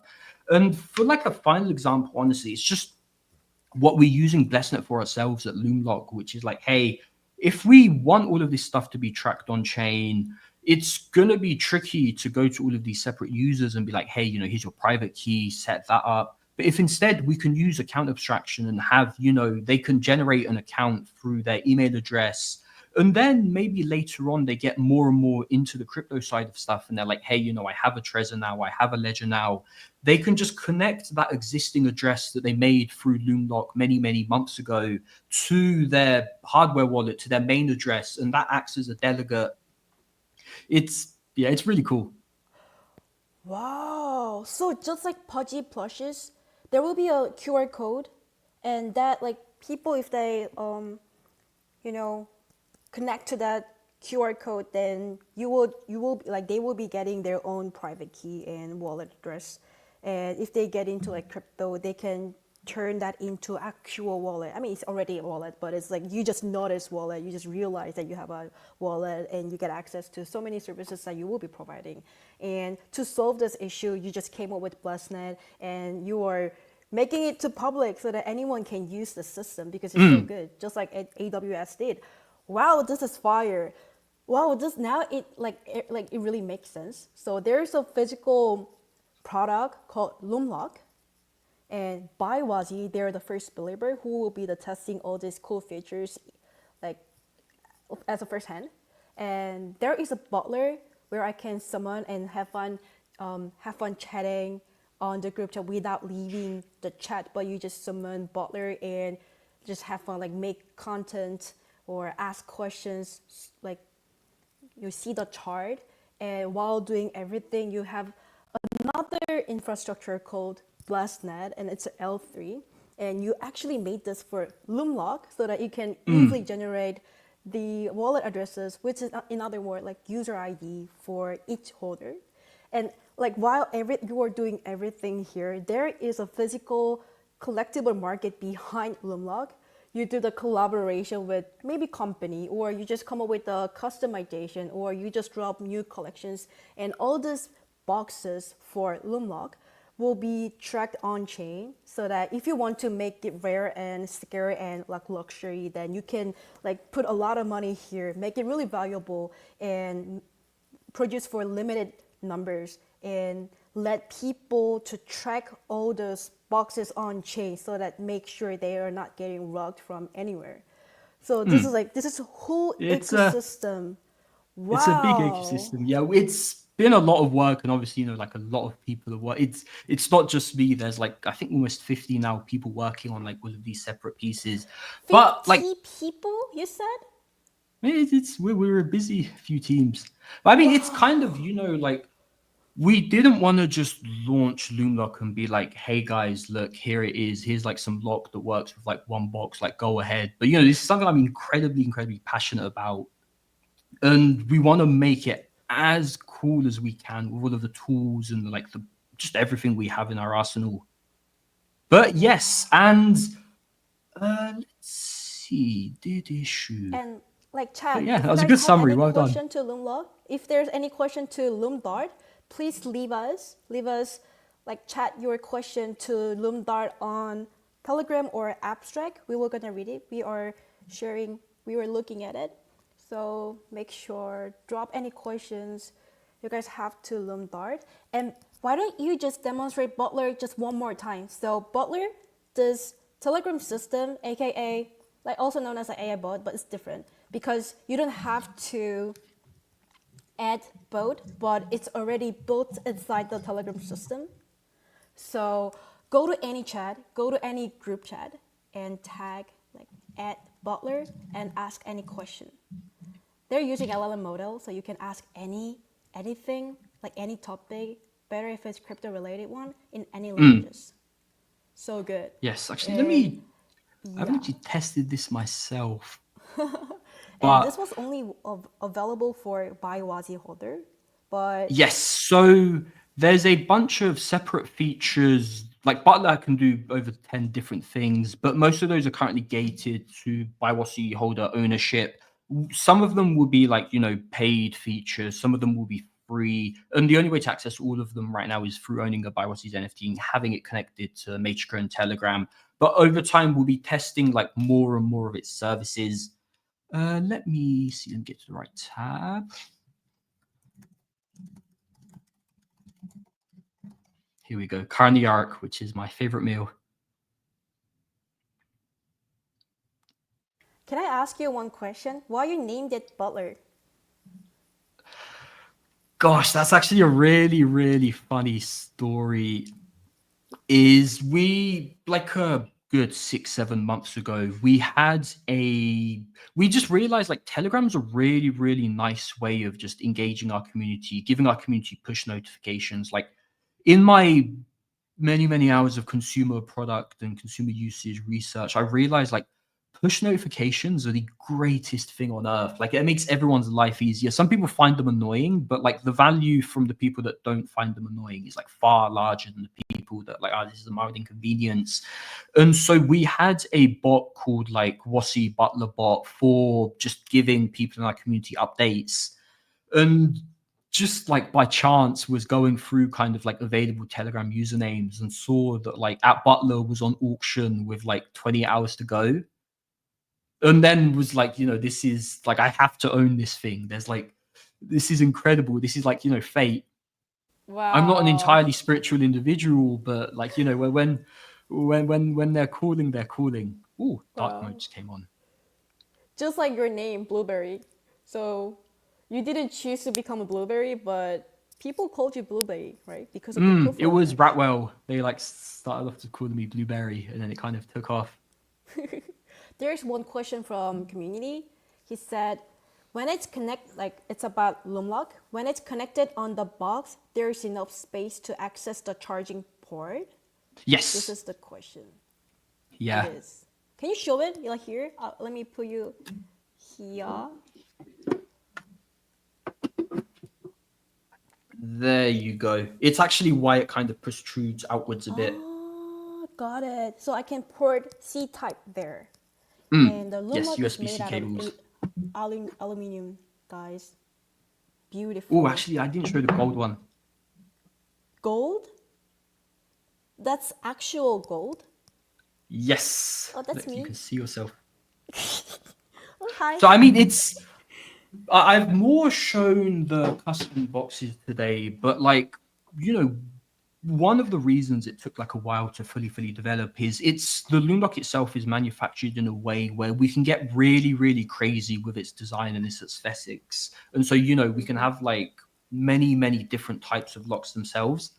Oh, is that This wood? one is Or just colored wood? 3D printed, but with like a wood filament.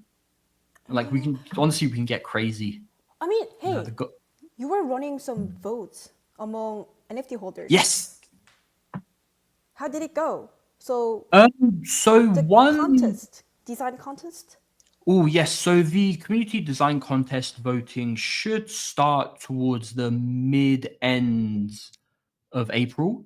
And then effectively, one thing we've realized is each Loomlock NFT holder will get a token that they can use to redeem like a specific type of Loomlock. But we spent a lot of time on making like hundreds of different designs and trying to figure out like, obviously we're going to have to physically produce these, and we didn't want to make stuff that holders didn't want.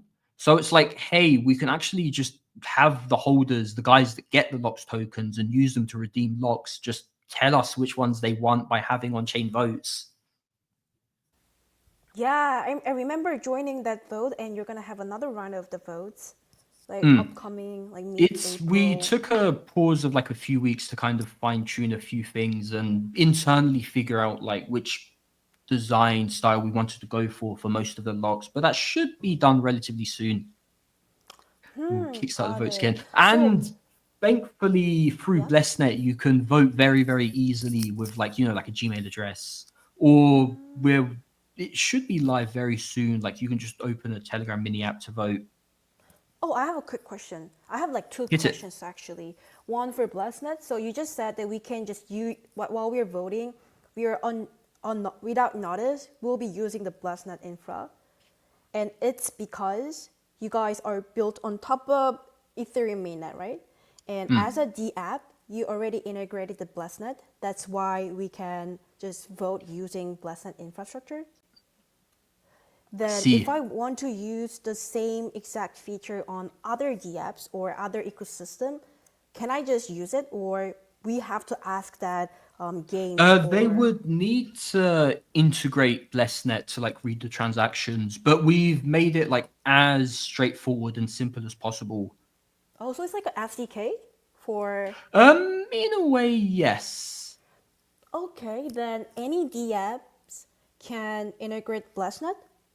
Any dApps that are, and this is the like one of the cool parts, is because we're enhancing everything that already exists on Ethereum and other rollups. Is like any existing dApp can access smart wallet functionality without like having to change network, because we're handling all of that compute on blessnet, which again is just super cool. Wow. So without changing, but like for that specific transaction, it's already like it's summoning the wallet on blessnet, so user don't even have to notice what they're doing while they're making transactions that it's not using moving around asset. Oh, got it. Oh, so much clear now. I mean, I asked you about blessnet a few times, and you never be like clear like this. Like, I'm so glad that you finally made me fully understand what is blessnet because you know. I have like that was my one question. Second question was about loomdart NFT. So under loomdart company, there's Biowazi and blah blah blah, and you mentioned loomlock NFT. What's the difference between Biowazi NFT and loomlock NFT? Oh, so the BioWatch NFTs are actually Loomlock NFTs. Like if you Okay. go to ETHScan and check, like they're both combined right now. When we do the locks token drop in like the coming months, then there'll be more like on-chain differentiation between the two. And then like Token we'll be able drop? to You just said token um drop? for there'll be like tokens intended to be burnt and redeemed for like the physical locks. Ah, so BioWazi holder, they will be getting one loomlock, Mm. and One loom. that NFT and BioWazi NFT collection is already linked or combined. Yes, it's So, the same thing effectively. oh, got it. And then Then, yeah, I mean, cool to chat a bit about like what BioWazi is like looking to do in the NFT space, because my like the thing I really really like about NFTs and the direction we've been building in is I think pretty different to what the conventional understanding of like NFTs is.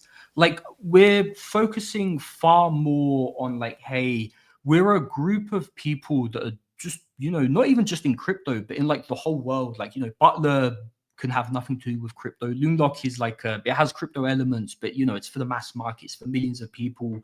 We're going to just keep growing and building out these different cool interesting new like products, and the BioWasis community is going to be like the ground zero of taking part in all of these initiatives, just generally getting exposure to all of these initiatives. Like blessnet is a very very pro BioWasis community product is the simplest way I can say that. But like, it's going to keep exploring and stuff, because to me, what makes NFTs truly, truly valuable is the fact that you have this asset that's an on-chain ledger of all of these different people in an ecosystem, all these different people that are doing stuff, taking part in stuff. And so, yeah, it's like we're focusing less on the direct IP side of things. Not that I don't think there's value there, but like, we're going more into, I guess, in like a weird roundabout way, somewhat like a venture studio. Like if you want exposure okay. to all of the cool things this group of people is building, like the best way is just to join the ecosystem, pick up an NFT and become like one of them. I actually, gosh, this is a bit of a rant, but like it ends well, we started talking a lot about this in early 2024.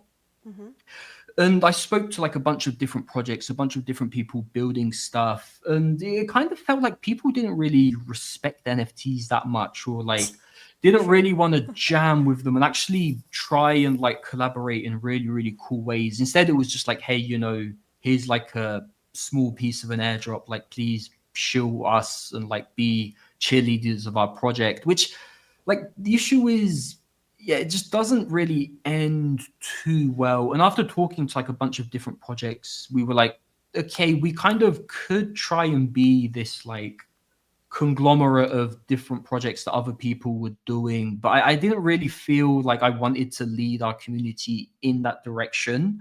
So instead, we were just like, fuck it, like we'll just build cool stuff ourselves. And obviously, if you're the guy that's building the cool stuff, you're in charge and in control of like how allocations work, how distribution works.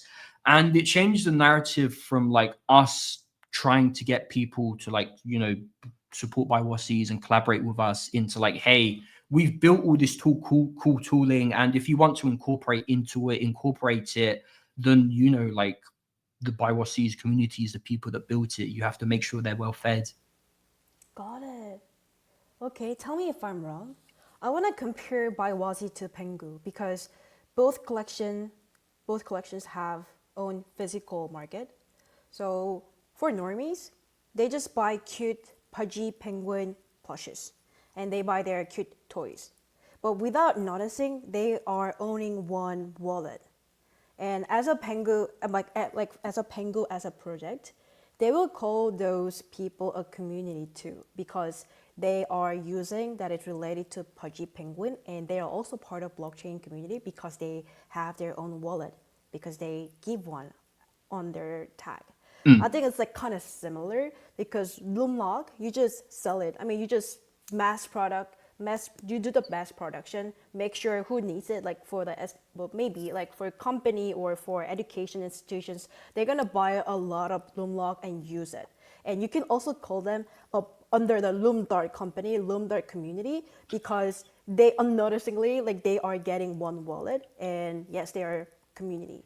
But just like people like having pudgy toy and having pudgy NFT is a bit different. But you know everything was happening there because you are the core member there, and like everything's rooting from here, just like Pudgy Penguin is. Baiwazi too. So there's Baiwazi NFT collection, and people using Loomlock is different thing, but this Baiwazi community will be able to overview what's going on inside Loomlock, and Loomlock people can also be converted to Baiwazi NFT if they, rabbit hole into blockchain. And Yes. wow, So right, something a like that. cool piece of that is like, if you want, like, if you really, really love your Loomlock, think like the ways we're doing the collecting stuff is really, really cool. It's just, like become an NFT member and you get full access to like all of the future drops coming up and everything around that like reign. Another Yeah, angle it's of mass adoption is, I would say, boxes, because you'll be dropping limited collection of boxes, like, and people will have it, and because you paid a lot, because it costed a lot, they might want to know more about this box, and they will look around and figure out this QR code, like something that like stupid cute boxes you're gonna buy. Maybe you pay like $200 or $500. For crypto people, it's just a chip. It's like less than one Solana, but for normie, it's a lot of money. And they want to know more about this product, then they will eventually learn what blockchain is, because they want to track how many boxes out there and who's holding it and whatever, because you just learn. It's actually applying to luxury market. For example, like Prada and Miu Miu. If you buy the product from there, you get the QR you. code. Miu Miu. I went to shop and everything was in NFT. So it's not like chip. I thought it's a chip, but it was just a QR code. And I think it's Yeah, the exact same thing. we are kind of trying to be a bit disruptive in like the luxury collecting world in like a maybe somewhat combative way to like the existing brands and existing projects by just showing people that like, hey, you can be a lot more transparent and you can do this stuff in like a much more just generally transparent way.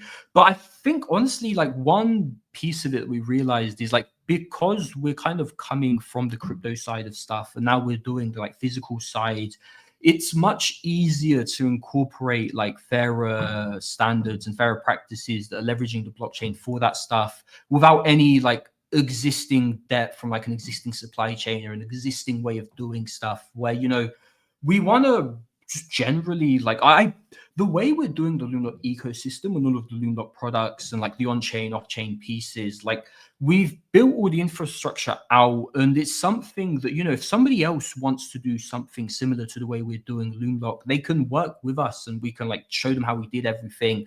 And it's honestly like an entirely new framework for just generally launching consumer products, and then we can just push that entire narrative forward because like the luxury collecting world is really suffering right now. Like watches are probably one of the only assets that didn't bounce in that 2023, 2024 like market time where most other assets bounced. Just because more and more people are realizing that like, okay, maybe these things aren't as exclusive as like we thought.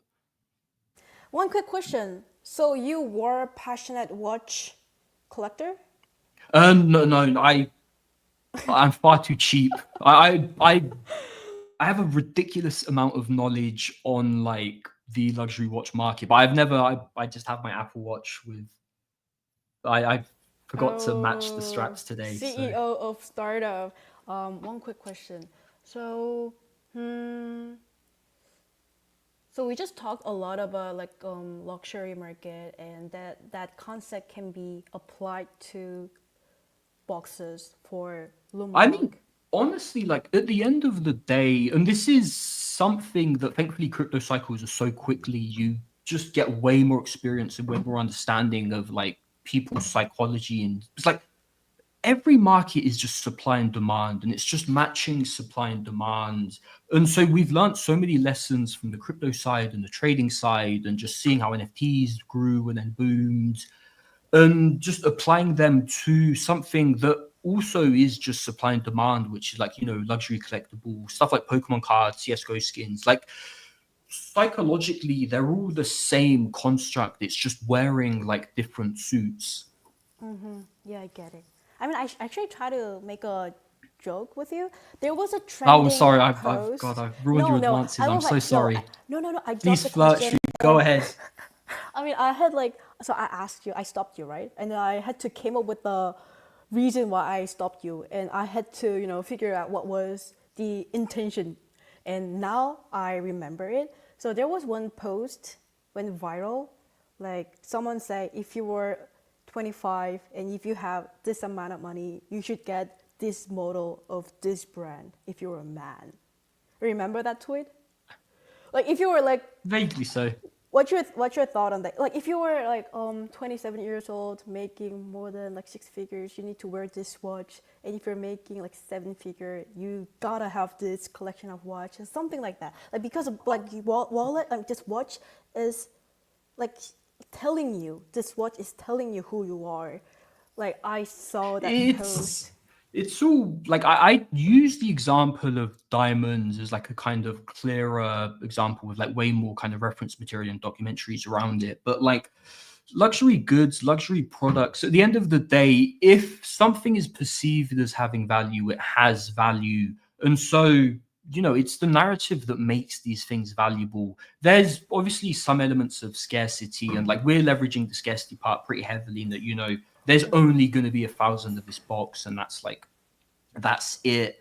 But ultimately, it comes down to just people perceiving something as valuable, which we don't want to dive into that too heavily. Instead, we're looking to just have, because it's going to help people having as many users as the loomlock as possible. And then like a subset of those being like, hey, I really love this product. I want something in my home that looks really, really cool that I can show off and like own, knowing that like I own something cool. And then they can dive into like the luxury box side of stuff. Cool, got it. And yes, I agree with every point you made. And Thank if you. you were new to this stream, hi, I'm Shubit, and this is loomdart, and he's been making this cool boat. Another one is like a Telegram system because you can call this boat anywhere if you are the user of Telegram. Go to DM group chat in Telegram and type @butler and try it out. And loomdart we're gonna demonstrate just one more time. This is like, please give us intro. What is Butler? Yes. So Butler is effectively a hub for mostly AI related Telegram tooling, but like, it can be used for a bunch of different stuff as well. Like this is one fun thing I like doing. But effectively, the core purpose of Butler is to make conversations just more fun, more engaging, more active. Yes, do. And then one of the core features of Butler is just access to an AI LLM anywhere in Telegram, like in a group chat, in a DM, in a channel where you can say, let's see, ask a question about crypto. What is Ethereum? Can you ask more complex one? For example, how to swap Solana into maybe Terra? And Butler answered this. This is too complicated. So for the public test, we dumbed down the model a bit just to ensure that like it makes the compute costs less. So if there's, like 500 million people using it today, it's not going to bankrupt us. But we will need to fine tune the AI assistant, like the current Butler that everyone's accessing, for stuff like that. Actually, they're actually using the Butler token. But yeah, there's actually one really, really cool part of Butler is because this will be like the most accessible AI thing and like in the planet, we want to work with various parties, various educational resource providers, and just make sure that Butler's database of information has all of their content, all of their materials, and kind of grow it as a bit of like a public good. Yes. Yeah, I mean, like, I really agree with you that this is the most accessible AI tool for anyone because Telegram is free, and if you're here, you can just use the model. So I really love that idea. And regarding Telegram, you guys also have many Telegram mini apps. Can you tell me more about Yes. Telegram mini apps? Yeah. So the easiest way for anyone to kind of get up to date with our ecosystem, stay on top of everything we're doing, is the BuyWhatSees Hub bot. I actually don't know if Show I us.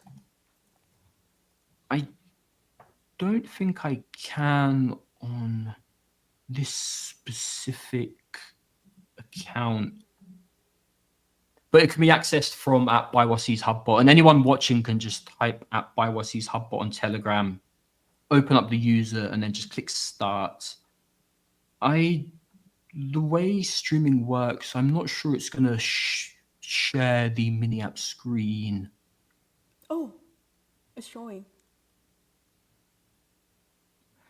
And it's Wow. designed for mobile, so maybe a few scaling errors. But yeah, and then it will just take you through the flow. If you answer no, it will show you like how to become a community member, how to join us, or you can click yes, and then it will give you like a quick little summary on the hub bot, Okay. how to connect your NFT to Matrix to access all the gated stuff. Metrica. I love Metrica. I truly, truly love Matrix. And then, yeah, it's like a little, we're calling it like the command and control center of the BuyWhatSees ecosystem. But like as more and more of our initiatives kind of come to fruition, like blessnet, butler, we want to make sure that BuyWhatSees holders are kind of kept in the know in terms of like anytime we have like a new collaboration or a new partnership, or just generally like a new fun thing they can do through Can you play Womp? ownership. Womp game? Yes. I What was saw the it right handle? there in the hub. If you Oh, go actually, back to hub, God, you know our tooling better than I do. it's okay because you are Yes. handling 50 members inside your company while building like 4 different stuffs. There's play Womp. Yes. So Wasi Womp is like, we're kind of treating it as like a fun way for people that are like relatively new to crypto, looking to like learn more. Oh God, the audio playing. Let me mute it. It's a bit loud. But yeah, it's a super simple, like just, I'm not sure it's going to work properly on desktop because it's made for mobile, and we have like some anti-bot measures in place. But effectively, and of course he's blocked because I haven't got enough points. But it's like a way for people to just take part in like educational crypto resources, crypto materials, and at the end of each of those, they'll have like a poll. If they manage to nail the poll, then they'll get like more points, which will help them upgrade their wampers and kind of make the concept of like learning about crypto more of a journey than just watching 10 YouTube videos with like no real feedback. Yes. And what's that hub ID again? BuyWasi Hub? At BuyWhatSees Hubbot. BuyWasi Hub Boat. Bots. Yes. It's not working. Can you type it somewhere? Because By guys, Wassi's I love this Hubbot. game. I love this Womp game because it sounds really cute. When you hit the Wazzy, it makes really weird sound like like this. It's so cute. Oh no, it's a lot of fun. And I didn't know, but if you swap left, you see all the tutorials. I mean, not tutorial, but onboarding blockchain. So there are like 7 different lessons that you need to take to get the points. And after doing each lesson, there is a wrap up test at the end so that you can see if you get it right or wrong. So for the farmers, this can be very neglecting, annoying. But if you are serious about blockchain and if you just learn blockchain through loomlock, going through those questions and lessons will be actually very helpful because I used to run blockchain blockchain club in my uni. Like it's not my uni, but like I had like blockchain club, and it was so hard to teach them from the very beginning when they have like no knowledge. Like all they have been doing is buying meme coin or just buying Bitcoin. It's really hard to give them lectures, but that lessons were very well structured in a very good flow. did like I have a question. You made it yourself, or you just invited someone to make those question lists for you? One of the teams we're like incubating built out the hubbot. The WantBot, the hubbot is like entirely in-house. It's a big team, Wow. Shu. We're doing a lot. 40 members, you said, right? Nearer 50 now. 50. Wow. That's a lot. So which part, like which one excites you the most among Butler? It's it's just loomlock. Like everything we do, and I know we've covered a lot of stuff in this stream, but like it kind of the core root of it has to benefit loomlock. Because like, that's the core baby. That's the reason we started all of this. And that's the thing I'm personally like by far the most excited about. Loomlock. What about you, Shu? What excites you the most? Me too, Loomlock, because I need that. Whenever I try to go sleep, I cannot leave my phone alone. So I read my phone, I reply to my teams, and like I sleep like this. Sometimes I go to Instagram and buy random stops because algorithm just so good. They know what I want exactly. It's they're in the business of selling, and like it's kind of why it gets a bit irritating, this whole concept of like, just don't go on your phone. Like, brother, these guys are spending billions of dollars on making sure you go on your phone. Like, it's not just like some thing that's off the side. It's like there's so many fine tunings to make these things like as addictive as possible.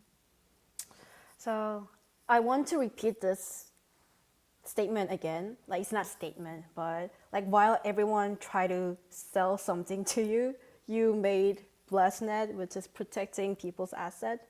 While everyone try to get your attention, like building product to like get my users' attention, you are making product that is keeping users free from all the distractions and stay focused to themselves. I think like this whole idea is so cool, and this is especially cool because you leverage blockchain and crypto where all the scammers are in. We don't think about like this It's public good. it's I really just like the yeah. I idea. mean, like we kind of like we needed blessnet for the stuff we were doing at loomlock, but it's something that anyone and everyone can and honestly should use. But yeah, it's just no, it always comes back to like just being as fundamentally lazy as possible and just trying to do stuff in the easiest way as possible. And I mean, so blessnet is a pretty big endeavor, and I'd say one of the reasons why it's so magical is like I have a decent grasp of how general blockchain technology, how the EVM, how everything like that works, but I have an incredibly competent co-founder in Mr. Omnus, where he's like probably the greatest Solidity dev I've ever like interacted with, and he can turn my kind of hey, I know it works like this, but because I'm not technical and I have not learned how it properly works, can we just make it work like this? And then he just puts his brain to work and like makes magic happen. Like it would not have been possible without him. Glad to see you loving your teammates. He's always the person in the room. Like, what's the biggest thing that you are struggling right now while building Loomlock? Oh, wow.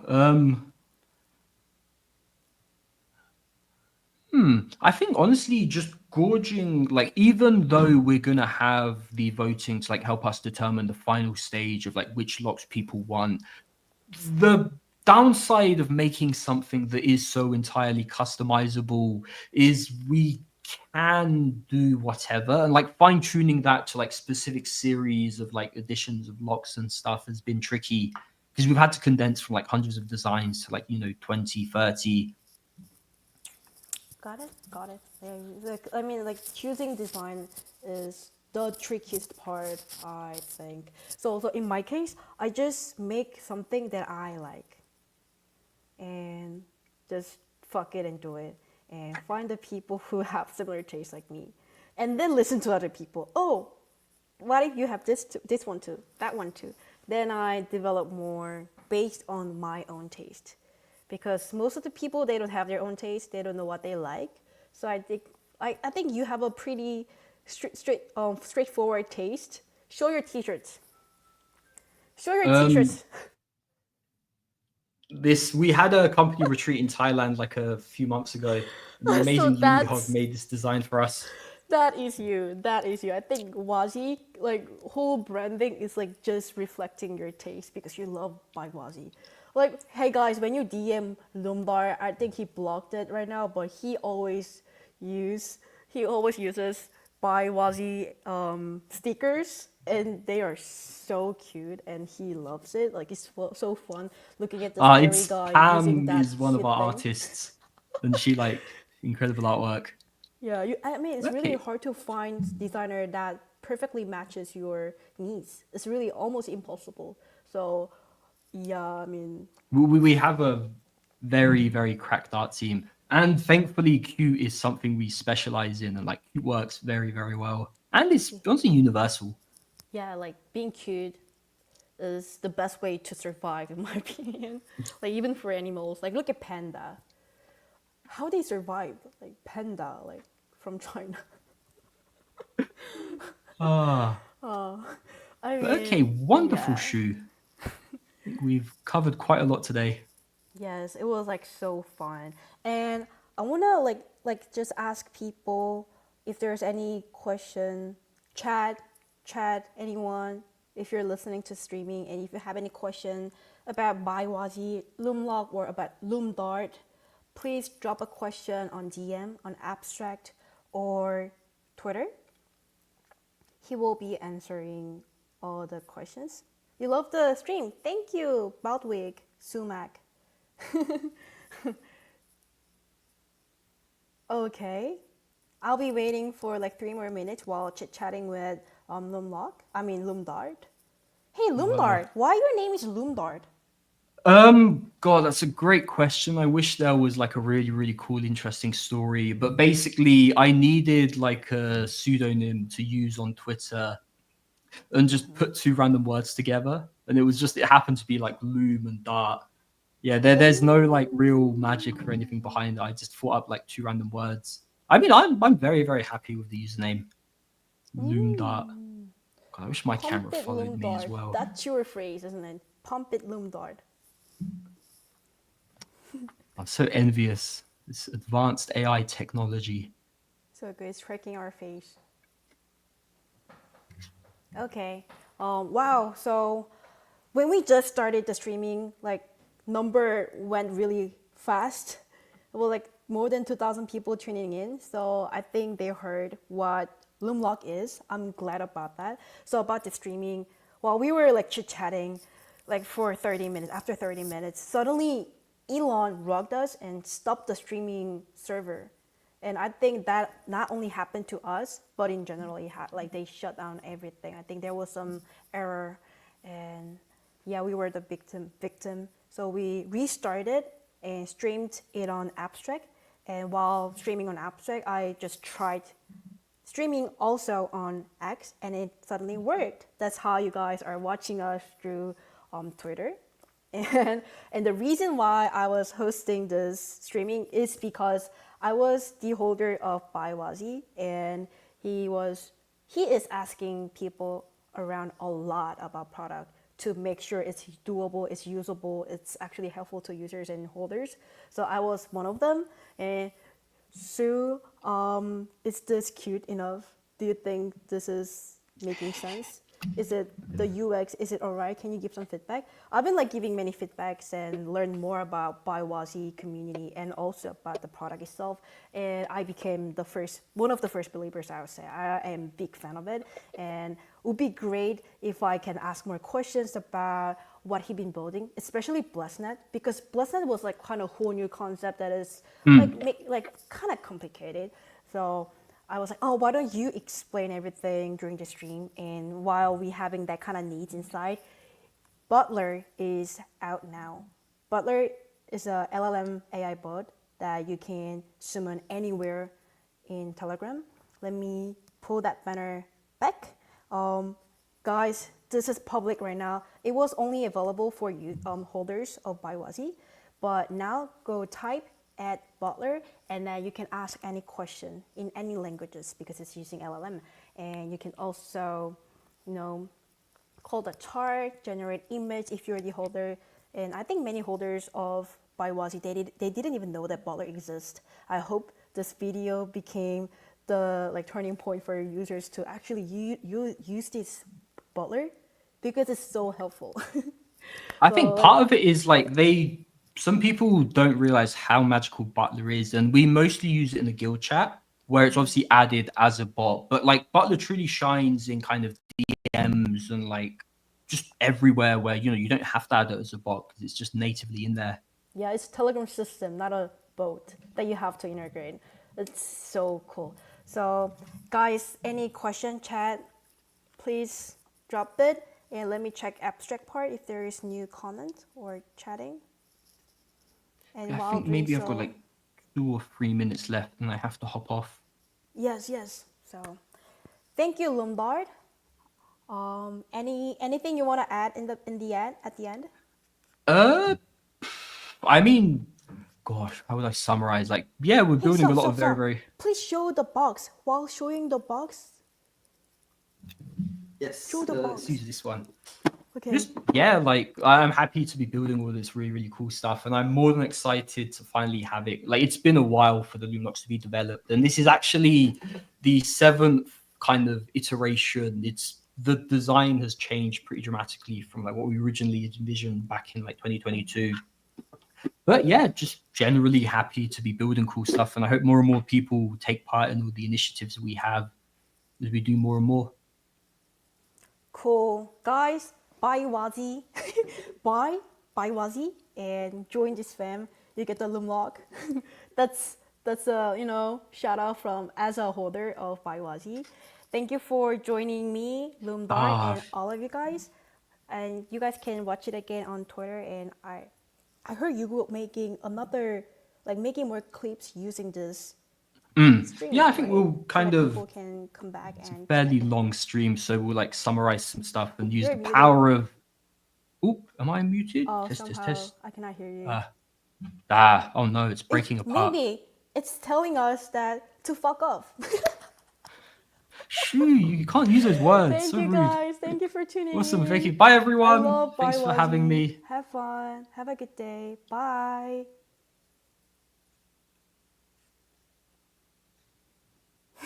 We cannot hear you. Is it closed? And bye. Am I gone? Hello? Alright, no, So Alpha is this real-time social listening product that's built for retail traders. What do I mean by that? Every time you have a token that you're curious about or you plan to buy or sell it, instead of just doing it blindly, you can now come to Alpha to check what everyone has been saying about it across time and even in the last few seconds. We also use AI to analyze what is happening on-chain and also what's happening in the macroeconomic environment so that you have better context to make a better trading decision.